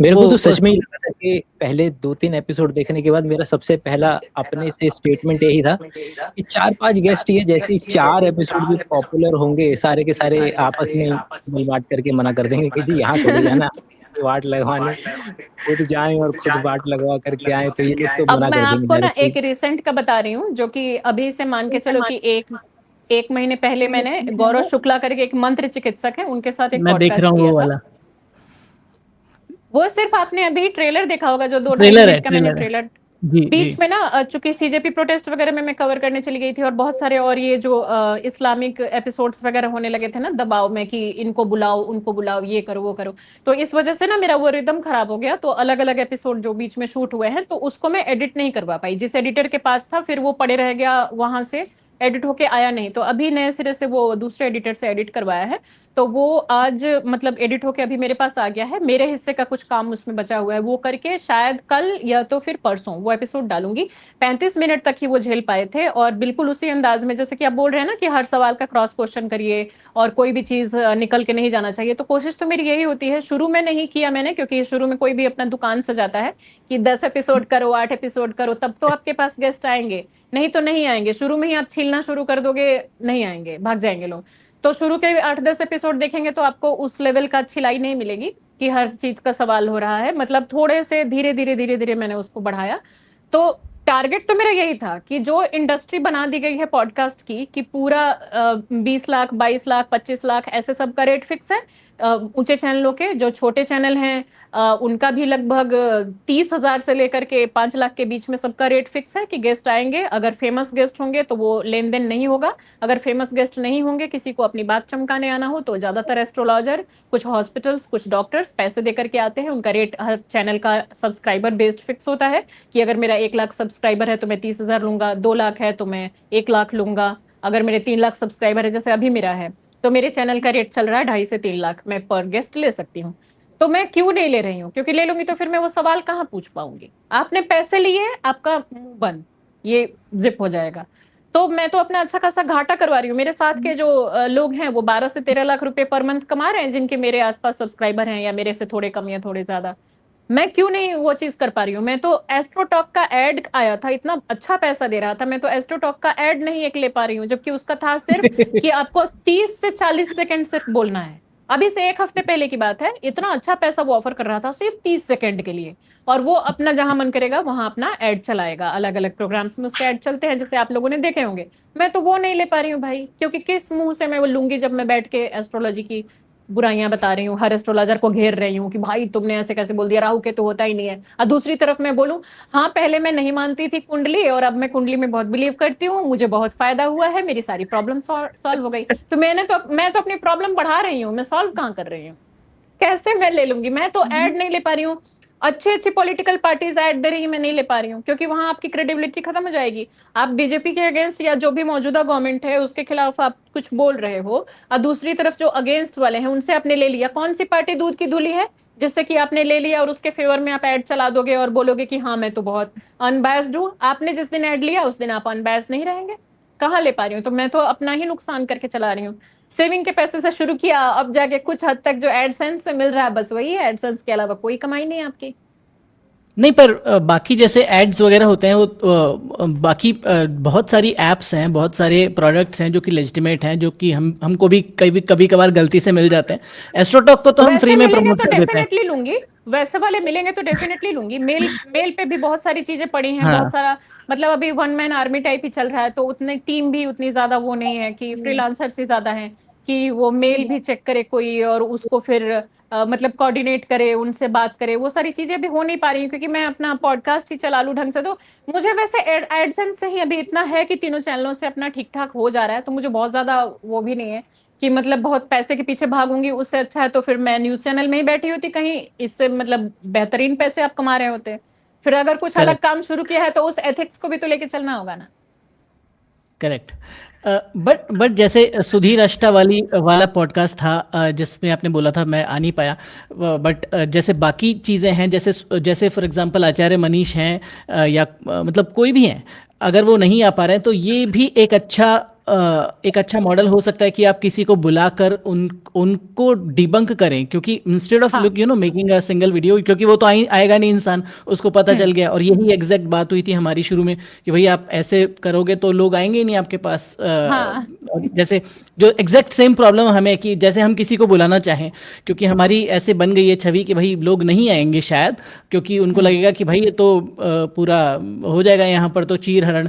तो ये वाला ऑल्टरनेटिव स्ट्रेटजी आपने सोची है क्या, कि मतलब आप किसी को मतलब जैसे जैसे वो आप, कर रही हूँ मैं।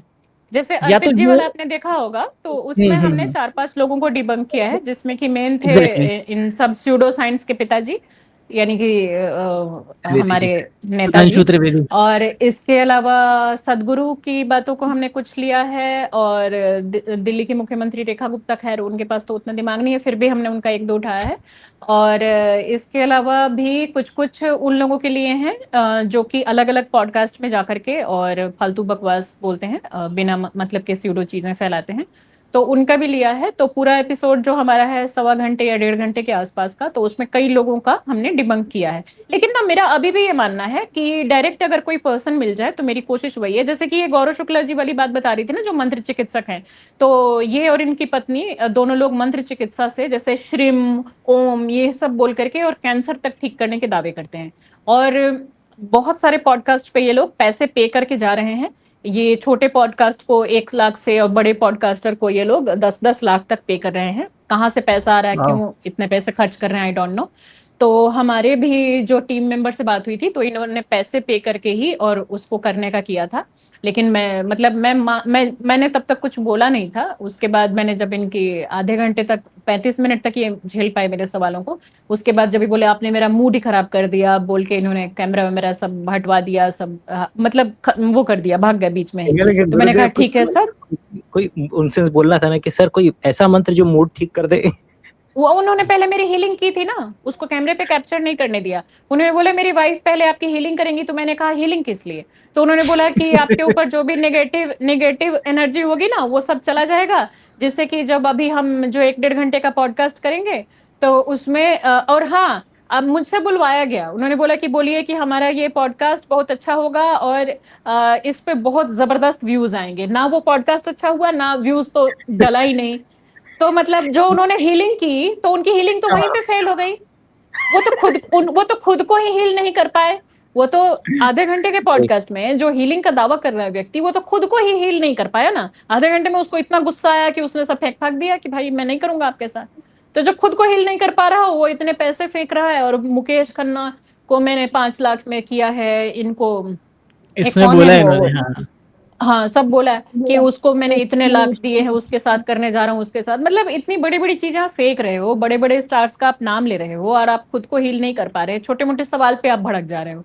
तो उनका कल परसों में जो डालूंगी तो फिर आप देखना कि हाँ, अगर उस लेवल का करेंगे ना तो मुझे लगता है कि आधे घंटे भी लोग 10 मिनट भी नहीं झेल पाएंगे। तो कुछ कुछ चीजें ना थोड़ा सा शांत गदाधारी भीम करके सुनना होता है, और कि हाँ चलो अब इनको पहले शांति से सुन लिया, उसके बाद धीरे धीरे फिर कि हाँ अच्छा आपने ये बोला ये गलत था, ये बोला ये गलत था। तो वैसे ट्राई तो अपनी तरफ से करती हूँ कि हो जाए, और अभी भी 2-3 हैं गेस्ट जो कि कोऑर्डिनेट हो गए हैं, कुछ से बातचीत चल रही है, अलग अलग पार्टी के उसमें पॉलिटिशियंस भी हैं, तो आएंगे। और मेरी कोशिश आगे भी यही रहेगी कि मैं डायरेक्ट बैठ के उनसे बात करूं। हाँ, अब अगर कोई डरपोक है बिल्कुल उसके अंदर, उसको लगता है कि ये छिला जाएगा, नहीं आना चाहता, 30,000 40,000 रुपए मांग रहा है, तो भाई वो कमजोर है। अगर किसी को लगता है कि वो मेरे सवालों का जवाब दे सकता है तो आए, आमने सामने बैठ के बात करे, तथ्यों के बेसिस पर, एविडेंस के बेसिस पर बात होगी। तो ये पर इसमें मॉडल तो चाहिए, लग नहीं रहा है कि भावी भविष्य के अंदर में अब अगर जितनी हमारी बात हुई है कि लॉन्ग टर्म में ना तो मॉनिटरीली, और मुझे तो लगता है जो चीज़ अभी हमने एक मिस की है दैट इज़ द आजकल भावनाएं आहत होने पर लोग नोटिस भी बहुत जल्दी थमा देते हैं कि आइए आइएगा, आपका स्वागत है 30,000 में। मगर एक वो वाला पर्टिकुलर रेल्म भी है इसके अंदर में, ये तो वो पर्टिकुलर जगह है जहाँ पर लोग तो धार्मिक बहाने भावनाएं 295 भी आपके नाम पर करवाई जा सकती हैं, आप बस चक्कर लगाते रह जाएंगे। तो क्यों किया जाए ये सब फिर? देखो, अगर हर कोई यही सोच ले कि क्यों किया जाए तो फिर जो चल रहा है वो चलता रहेगा, तो फिर तो तेल लेने जाए साइंटिफिक टेम्परामेंट, तो फिर हम बच्चों को क्या बना रहे हैं? तो किसी को तो करना पड़ेगा। आप लोग भी वो काम कर रहे हो, मैं भी कर रही हूँ, थोड़ा सा स्टाइल हम लोगों का अलग हो सकता है, लेकिन ऐसा थोड़े ना है कि हाथ में हाथ रख के बैठे रहेंगे और देश हमारा सुधर जाएगा। ठीक है, कोर्ट के चक्कर भी लगा लेंगे, आगे और भी जो प्रॉब्लम आएगी वो देखेंगे, जब तक नहीं आ रही है प्रॉब्लम, जब तक कर सकते हैं तब तक करेंगे। जब लगेगा कि हाँ बिल्कुल नहीं कर सकते, तो ठीक है भाई, एक एक लिमिट के बाद चीजें नहीं हो पाएंगी तो नहीं करेंगे। लेकिन जब तक लग रहा है कि हाँ मेरे अंदर ये क्षमता है, मैं बिल्कुल मतलब ऐसा नहीं है कि मेरे पास कोई साधन नहीं है, अरे हम इतने लाचार मजबूर हैं कि इतने बेबस हैं कि कुछ नहीं कर सकते, जब तक वो हालत नहीं है तब तक क्यों नहीं कर सकते? आवाज उठानी चाहिए। हाँ, कल को केस मुकदमा हो गया और चक्कर काटने पड़े तो हो सकता है हमारे हौसले भी पस्त हो जाए, लेकिन जब तक जितना कर सकते हैं, अगर मेरे एक एपिसोड से 10 लोगों की भी आंखें खुल रही हैं, 10 बच्चों को भी लग रहा है कि हाँ ये जैसे कि मैंने जो कुणाल जी के साथ लास्ट वाला एपिसोड किया एक एस्ट्रोलॉजर के साथ, तो उसमें मुझे ऐसे ऐसे बच्चों के मैसेज आए ना कि देख के मतलब इतनी खुशी हुई, खुशी के आंसू आ गए मेरी आंखों में कि अरे हम लोग तो इतना ज्यादा रोज सुबह अखबार में देखते थे कि हमारी कौन सी राशि है और ये वो, मैम आपका देखने के बाद हमें लगा कि अरे जब राहु केतु ही नहीं है, जब 9 ग्रह में से 5 ही ग्रह हैं रियल, बाकी सारे ये लोग स्टार्स को और उपग्रहों को ग्रह बना रखे हैं और कुछ इसमें सारा कुछ फर्जीवाड़ा ही है, तो फिर हम लोग क्यों माने? आज से हम नहीं मानेंगे। तो जब उस तरह के मैसेज आते हैं, जैसे प्रोटेस्ट में मैं गई, ऐसे ऐसे लोग मिले, ऐसी ऐसी बातें कर रहे थे, मतलब मुझे लगा कि उनमें से कुछ एक दो ऐसी लड़कियां मिली जो कि बोल रही थी कि आपका मेघा वाला एपिसोड देखने के बाद ऐसा लग रहा था कि मेघा की जगह पे हम बैठे हुए हैं और आप हमसे सवाल कर रही हैं, कि हर सवाल के साथ हमारी धड़कनें बढ़ रही थी और हमें डर लग रहा था, और हम उसके बाद प्रेरित हुए कि हमें खूब पढ़ना है, खूब पढ़ना है, और जिन चीजों में इंटरेस्ट नहीं भी था वो भी इंटरेस्ट लेके हम पढ़ रहे हैं। तो जब इस तरह का प्रोत्साहन मिलता है ना, तो अपने आप लगता है कि किसी भी पैसे से बढ़ के ये प्रोत्साहन है, किसी भी कोर्ट केस और धमकी से बड़ा ये प्रोत्साहन है। तो वो अपने आप ना, वो चीज आपको जब रिटर्न में मिलने लगता है ना, तो लगता है कि ये सबसे बड़ी राशि है, ये सबसे बड़ा पुरस्कार है। बिल्कुल, आप जैसे अगर 4 और श्वेता जया निकल कर आ जाते हैं समाज में तो आपका काम एम्पलीफाई होगा ना, क्योंकि मेरा भी यही मोटिवेशन है और आई थिंक अंकित भाई का भी यही मोटिवेशन है कि भाई 4 लोगों को अगर हम लोग बता सकें कि भाई ये चीज़, क्योंकि यही मैसेज मुझे भी मोटिवेट करते हैं, वरना कोई और है ही नहीं रीज़न वीडियो बनाने का, क्योंकि ना पैसा ठीक से मिलता है, ना ही कोई हाँ, ऐसा ब्रांड आता है हमारे पास, ना ही कुछ ऐसा कि गालियाँ ज़्यादा, मतलब आजकल तो पब्लिक में गाली नहीं देते लोग, डीएम में जाकर गाली देते हैं तो मैं उस देने डीएम को में तो लगा फर्क देता नहीं हूँ कि ये लो। पड़ता। नहीं, फर्क नहीं पड़ता, बट इससे बता रहा हूँ कि ये यही मोटिवेशन है, जो कमेंट्स आपको दिखते हैं ना कि हाँ इससे मुझे फायदा हुआ, मैंने आपके वीडियोस स्कूल में चलाए, तो इस तरह हाँ, के कमेंट मुझे पसंद आते हैं कि भाई एटलीस्ट ये जो काम मैं करना चाह रहा हूँ सही लोगों तक पहुंच रहा है। तो एग्जैक्टली सेम मोटिवेशन हमारा भी है, बट इसका परिणति तो जो एंड है वो तो यही होने वाला है, आपको भी पता है और मुझे भी पता है, बट जब तक हम कर सकते हैं तब तक कर रहे हैं अरे आपको प्रीति बस। अपने घर, अपने परिवार, अपने रिलेटिव्स सबसे सुनना पड़ता है। इलाहाबाद में मेरे कई बिल्कुल। ऐसे रिलेटिव्स हैं, या दूसरे और शहरों में, कोलकाता में या गांव में, जिन लोगों ने मुझे ऐसे ऐसे मैसेज किए कि तुम ब्राह्मणों के खिलाफ काम कर रही हो, ये सही नहीं कर रही हो बेटा, और भी बहुत सारा क्रिटिसिज्म, बहुत सारा, तो मतलब आप सबके खिलाफ हो ना, आप बिल्कुल धारा के विपरीत हो। बहुत सारी चीजें हैं जो कि नहीं भी बताई जा सकती हैं ऐसे ऑन एयर, तो फिर वो सारा भी झेल के अगर आप, और पैसे भी आपको कुछ नहीं खास वो हो रहे हैं, तो वो सब झेल के भी अगर आप वो चीज कर रहे हो उन लोगों के लिए जिनका कि आपको लग रहा है ना कि हाँ अगर 10 लोगों का भी फायदा हुआ, तो मैंने फिर देशभक्ति कुछ तो की, अपने देश के लिए कुछ तो किया, मातृभूमि के लिए कुछ तो किया, इंसानियत के लिए कुछ तो किया। तो अगर वो वाला मोटिवेशन फिर भी आपके अंदर हावी है, तो ही आप वास्तव में एक सही इंसान हो। और गलतियां कौन नहीं करता, जैसे शुरू में अंकित जी ने बोला कुछ कि गलतियों वाली बात, तो मैंने बताया ना कि एक वो सुशांत सिंह राजपूत के समय हम लोग खुद वैसे ही चिल्ला चिल्ली सवाल, ये कैसे हो गया, वो कैसे हो गया, तो वो उस जगह पे रहते हुए आपकी अंतरात्मा आपको झकझोर रही होती है, लेकिन फिर भी बहुत बार ऐसी न्यूज पढ़नी पड़ती है जिसपे आपको पता होता है कि आप झूठ बोल रहे हो, आपको खुद को पता होता है कि ये नैरेटिव आपका गलत है, ये आप या तो अधूरा सच बता रहे हो, पूरा सच नहीं बता रहे हो, झूठ नहीं भी बोल रहे हो तो आधा सच बता रहे हो, जो कि ज्यादा खतरनाक होता है। तो वो सब काम न्यूज चैनलों में रहते हुए हमने किया है, या बहुत सारी चीजें जो आपको नॉलेज नहीं होती, आइडिया नहीं होता कि आप किसी चीज के शिकार हो और वो डिलीवर कर रहे हो और आपका सुन के बहुत लोग प्रभावित हो रहे हैं, तो उनका पश्चाताप करने का समय है मेरा, तो मैं पश्चाताप भी कर रही हूँ एक तरह से। बहुत सही जवाब है। बट इसमें क्या है ना, जो जैसा फ्यूचर में देख पा रहा हूँ ना, आजकल एक डाइकोटमी चल गई है कि या तो शॉर्ट फॉर्म कंटेंट ज़्यादा चल रहा है, या तो फिर लंबे लंबे 3 घंटे के पॉडकास्ट लोग देख रहे हैं, जो कि आयरॉनिकल है कि मतलब लोग दोनों की ऑडियंस हो सकता है सेम हो या ना हो।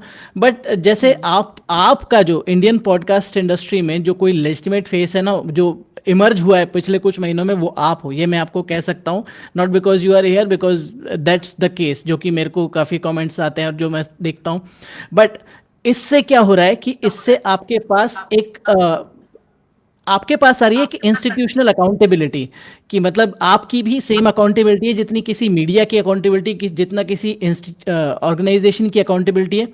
तो धीरे धीरे जैसे जैसे आप पर भी हो सकता है प्रेशर पड़ेगा, तो क्या आपको लगता है कि ये आपको डराता है, या आपको लगता है कि ये आपको चेंज कर देगा लेटर ऑन, जो कि बाकी लोग भी चेंज हो जाते हैं? जैसे आयरन लॉ कहता है, आयरन लॉ बहुत पुराना लॉ है कि भाई जो लोग विद्रोह करते हैं किसी संस्थागत चीज के खिलाफ, वो वैसे ही बन जाते हैं। ये ऐसा देखा गया है पास्ट में। तो what's your take on that? मैं तो चेंज होके ही आई हूँ ना, मैं तो पहले गोदी मीडिया ही थी ना। यस कि पर वापस भी तो ये तो चेंज हो समझो। सकते हो आप, क्योंकि आप अब जो एक एंकर थे पहले, उससे कहीं ज्यादा बन चुके हो, क्योंकि आपका जो पॉडकास्ट है वो मिलियंस में लोग देख रहे हैं, राइट? तो क्या ऐसा आपको लगता है कि बाद में भी आप चेंज हो सकते हो, या वो पॉसिबिलिटी आपको नहीं लगती? देखो किसी दबाव में आकर के या मेरे घर से किसी को किडनैप कर ले कोई, और एकदम से कि हाँ कट्टा भिड़ाया हुआ है कि अब तो गोली ही मार देंगे, तो वो सिचुएशन में शायद मैं भी बदल जाऊं कि मेरे पिताजी पे एकदम से गोली लगी हुई है, या मेरे भांजे पे कि नहीं अब तो हाँ ऐसा ही हो जाएगा।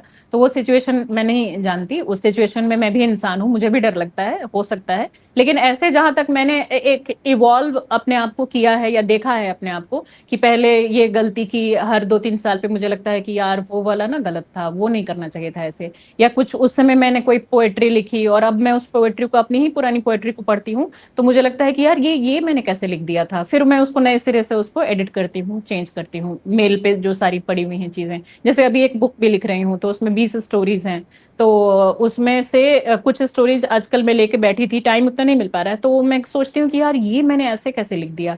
तो अपनी गलतियों से इंसान सीखता है, और मैंने उसमें अपने आप को देखा है कि मैं तो बहुत, मतलब हर साल 2 साल 3 साल पे मुझे लगता है कि मेरा थॉट प्रोसेस चेंज होता है, वो अच्छा होता है बुरा होता है वो तो सामने वाला जज करेगा, मैं खुद को जज करने वाली कोई नहीं होती। वो बहुत सारी चीजें होती है ना कि जो जैसे कि आपको पता है कि ये आईपीसी के अंतर्गत ये गलत है, या इसके अंतर्गत ये सही है गलत है, बहुत सारी ऐसी चीजें होती है ना जो कि सोशली आपको नहीं पता कि आप उसको सही कर रहे हो कि गलत कर रहे हो। लेकिन मुझे जहां तक लगता है कि पर्सनली मैं अपने पॉइंट ऑफ व्यू से देखूं कि मैं इवॉल्व होती रही हूं, और अब मुझे लग रहा है कि मुझे उसी इवॉल्व होने की दिशा में और ज्यादा पढ़ना है, और ज्यादा रिसर्च करना है, और सोसाइटी के लिए ज्यादा अब मेरी अकाउंटेबिलिटी है, फैमिली वाली अकाउंटेबिलिटी और खुद के वाली अकाउंटेबिलिटी थोड़ा सा मैं अब पुश करती जा रही हूँ पीछे, कि उसकी उतनी जरूरत नहीं है, अब मुझे इस दिशा में ज्यादा काम करना है, जो कि वास्तव में सोच के 2006 में जब मैं एंट्री मैंने की थी मीडिया में, तो वो वाला जो मोटिवेशन था, वो जो मकसद था कि मुझे जाके स्टिंग ऑपरेशन करना है, मुझे गरीबों के लिए काम करना है, मुझे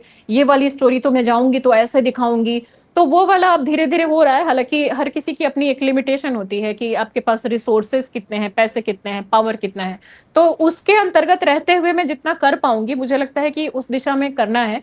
और डर बहुत लगता है जब लोगों के मैसेज पढ़ती हूँ, और जब जैसे इस प्रोटेस्ट में जब मैं गई ना, तो वहां पे इस वाले अपने चैनल को शुरू करने के बाद पहली बार लोगों से डायरेक्ट उतना ज्यादा क्लोज एक्सपोजर हुआ। नहीं तो ज्यादातर आप स्टूडियो में गए, शूट करके आए, बाकी टाइम अपना ऑफिस से काम कर रहे हैं। तो मैं देख रही हूँ कि मतलब हर तीसरा बंदा, हर चौथा बंदा आपको पहचान रहा है, आपके साथ फोटो खिंचवा रहा है। 7-8 बच्चे तो ऐसे मिले जो पैर छू रहे हैं, मतलब मेरे एज के इंसान के लिए। मैं कौन हूँ भाई, मैं ऐसे नॉर्मल घूम रही हूँ, आके पैर छू रहे हैं, मुझे इतना, मैं उनको पकड़ ले रही थी, भाई ये क्या कर रहे हो। तो वो वाली चीज ना आपको डरा देती है। आपको थोड़ी मुझे, मैं अपनी पर्सनल बात करूं तो खुशी कम हो रही थी, मुझे डरा ज्यादा रही थी कि आपके आपके ऊपर अब कितना बोझ बढ़ता जा रहा है। बोझ कह लो या जिम्मेदारी कह लो, जो भी कह लो, कि अब आपको उनकी उम्मीदों पे खरा उतरना है। अगर आपने अब कोई गलती की, आपके लिए कोई माफी नहीं है। आप पहले गोदी मीडिया थे, गोदी मीडिया में रह के आप अपना रोजी रोटी चला रहे थे, जॉब चला रहे थे। अब आप जब इसमें आए हो, आपका डिमोनेटाइज हो जाए चैनल, आपको खाने के लाले पड़ जाएं, तो भी आपके पास ऑप्शन नहीं है कि आप फालतू ऐड ले लो एक भी, या किसी पॉलिटिकल पार्टी का कैंपेन चला दो, या कोई भी वैसा काम कर दो, या कंप्रोमाइज करके कोई पॉडकास्ट कर लो। वो अब आपके पास ऑप्शन नहीं है। जिस दिन वो आपने किया, 1 मिनट में जनता आपको राघव चड्ढा बना देगी। अच्छा, इसका सिमिलर केस ना अर्पित भाई के साथ हो भी चुका है।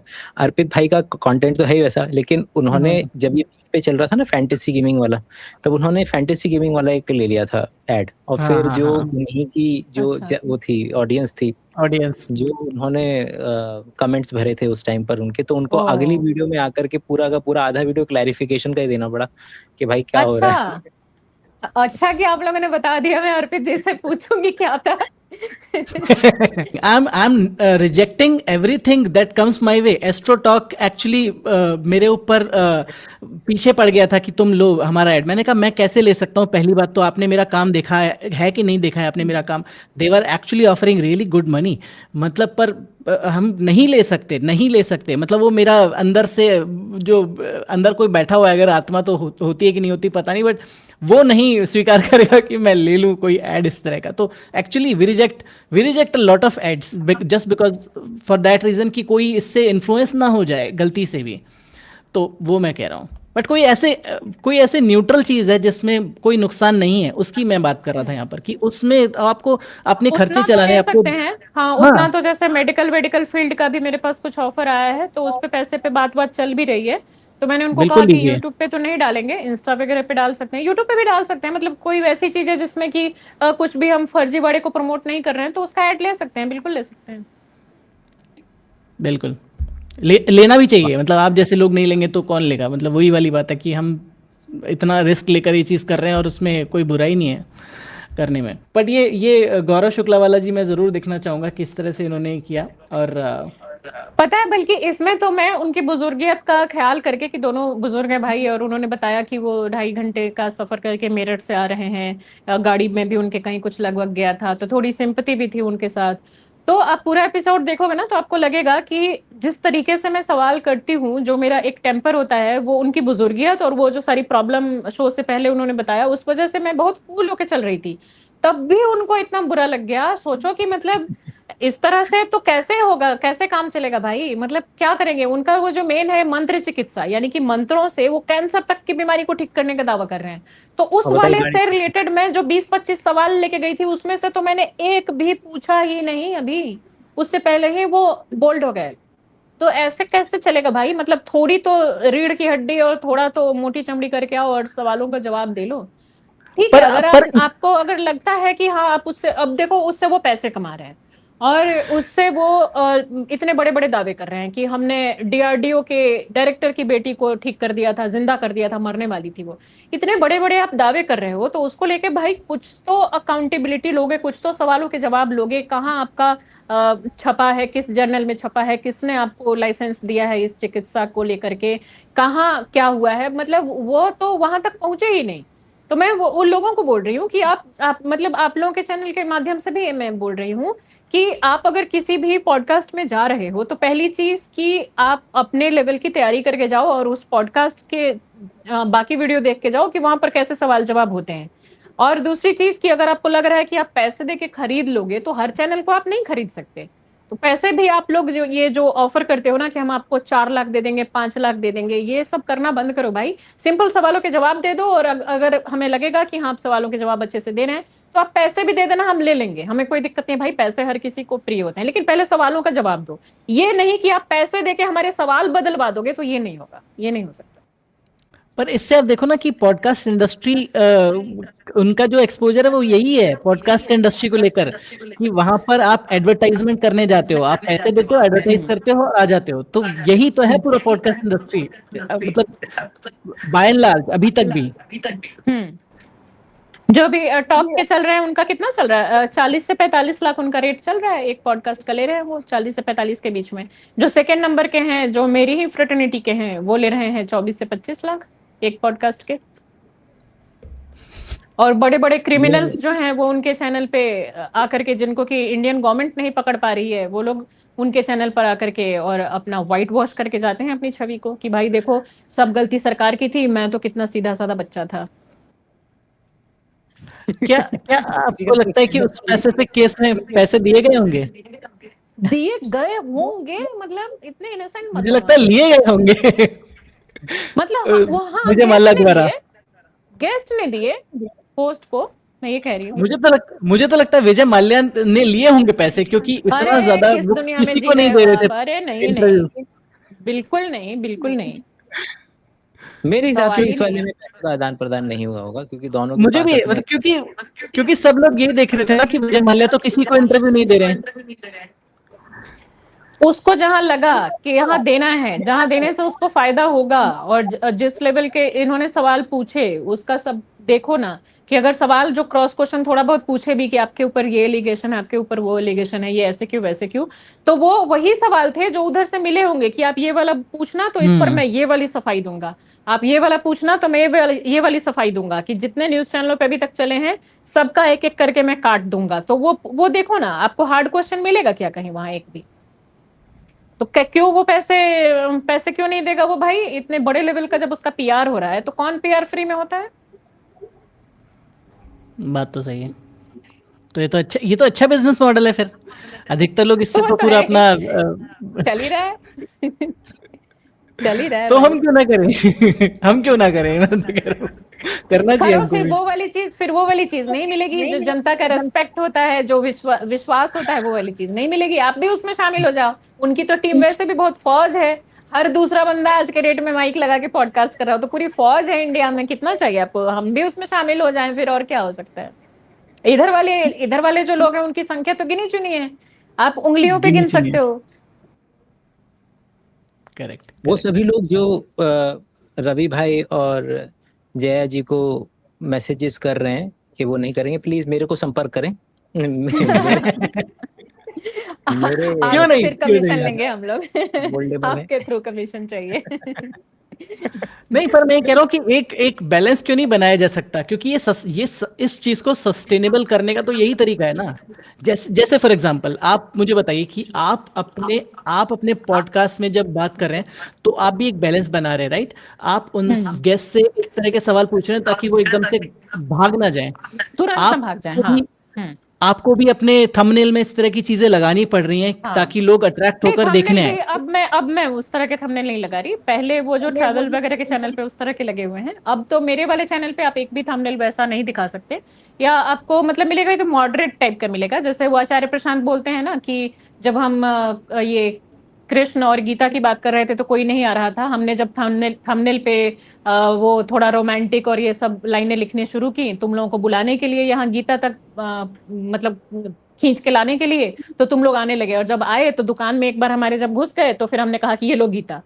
तो वो वाला काम हमने भी पहले थोड़ा बहुत किया हुआ है, लेकिन अब मैं उन सब चीजों से भी बचती हूँ कि मतलब अब जैसे ऐसे लगता है ना कि आपकी रिस्पॉन्सिबिलिटी ज्यादा बड़ी होती जा रही है, आप पे विश्वास लोगों का बढ़ता जा रहा है, तो अब बहुत फूंक फूंक के कदम रखने होते हैं। ये सब अब पहले से थोड़ा सा डर के चलना पड़ता है कि आप कुछ भी नहीं लिख दोगे, कुछ भी नहीं कर दोगे। एक कोई थंबनेल था, उस पर भी कुछ लोगों ने कमेंट किया था, और मैंने कल ही बल्कि बोला है अपने थंबनेल बनाने वाले को कि इसको चेंज करो। मैं बता रही हूँ, इसी पॉडकास्ट वाले में एक वाइफ स्वैपिंग पे एक एपिसोड है, वाइफ स्वैपिंग पे देखना उसका थंबनेल। वही तो उस पे तो उस पे ना मुझे मेल आया था किसी पर्सन का, कल ही परसों में मेल आया कि मैम आपसे ये उम्मीद नहीं है, आप ये थंबनेल चेंज कराओ। तो मैंने जाकर के चेक किया कि क्या थंबनेल उस पे लगा हुआ है, तो मुझे लगा कि हाँ, तो तुरंत तो मेरे पास कोई थंबनेल नहीं था, आज ही बल्कि मैंने उस बंदे को मैसेज किया कि ये की थंबनेल बात चेंज करें करके शायद आप, ये टाइटल करो। कि बच्चों को रूम में लॉक करके होता है वाइफ स्वैपिंग का गंदा खेल, ठीक है, ये हाँ, वाला, ये वाला, ये इसी वाले को ये लेके। मैं बात कर रहा था क्लिक बेट थंबनेल की। और एक ये हाँ, वाला है, इंजेक्शन के बाद बच्चियां खुद कस्टमर के पास दौड़ती हैं, तो ये ये सच्चाई है, ट्रेड ऑफ। इसमें कोई क्लिकबेट नहीं है, ये क्लिकबेट नहीं है, ये तो सच्चाई है।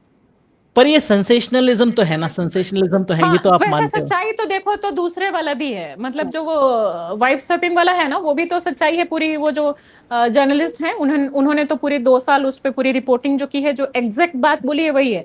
तस्वीर को लेके मैंने कहा, बात तो बिल्कुल वो सही लिखी हुई है कि जो उन्होंने बताया वही मैंने थंबनेल में लिखा है, लेकिन उस समय तस्वीर जो उसने चूज किया है ना, वो तस्वीर खराब है। तो वो था कि तस्वीर उसको हम हटा देंगे, क्योंकि तस्वीर तो हम अपने हिसाब से ढंग का यूज कर सकते हैं ना। क्योंकि मैं उसी क्वेश्चन पर आ रहा था कि मतलब एक ट्रेड ऑफ तो आपने भी लिया है, राइट, कि आप थंबनेल जैसे भी हो, थोड़े से क्लिक बेट हो, हाँ। थोड़ा सा सेंसेशनलिज्म हमें करना पड़ेगा, इस तरह के गेस्ट हमें बुलाने पड़ेंगे जिनसे व्यूज आए, क्योंकि अगर आपने हम जैसे गेस्ट बुलाए, या मतलब उन पर इतने हम व्यूज नहीं जैसे का आएंगे, क्या क्योंकि मतलब है, क्यों नहीं बुला सकती मैं आपको?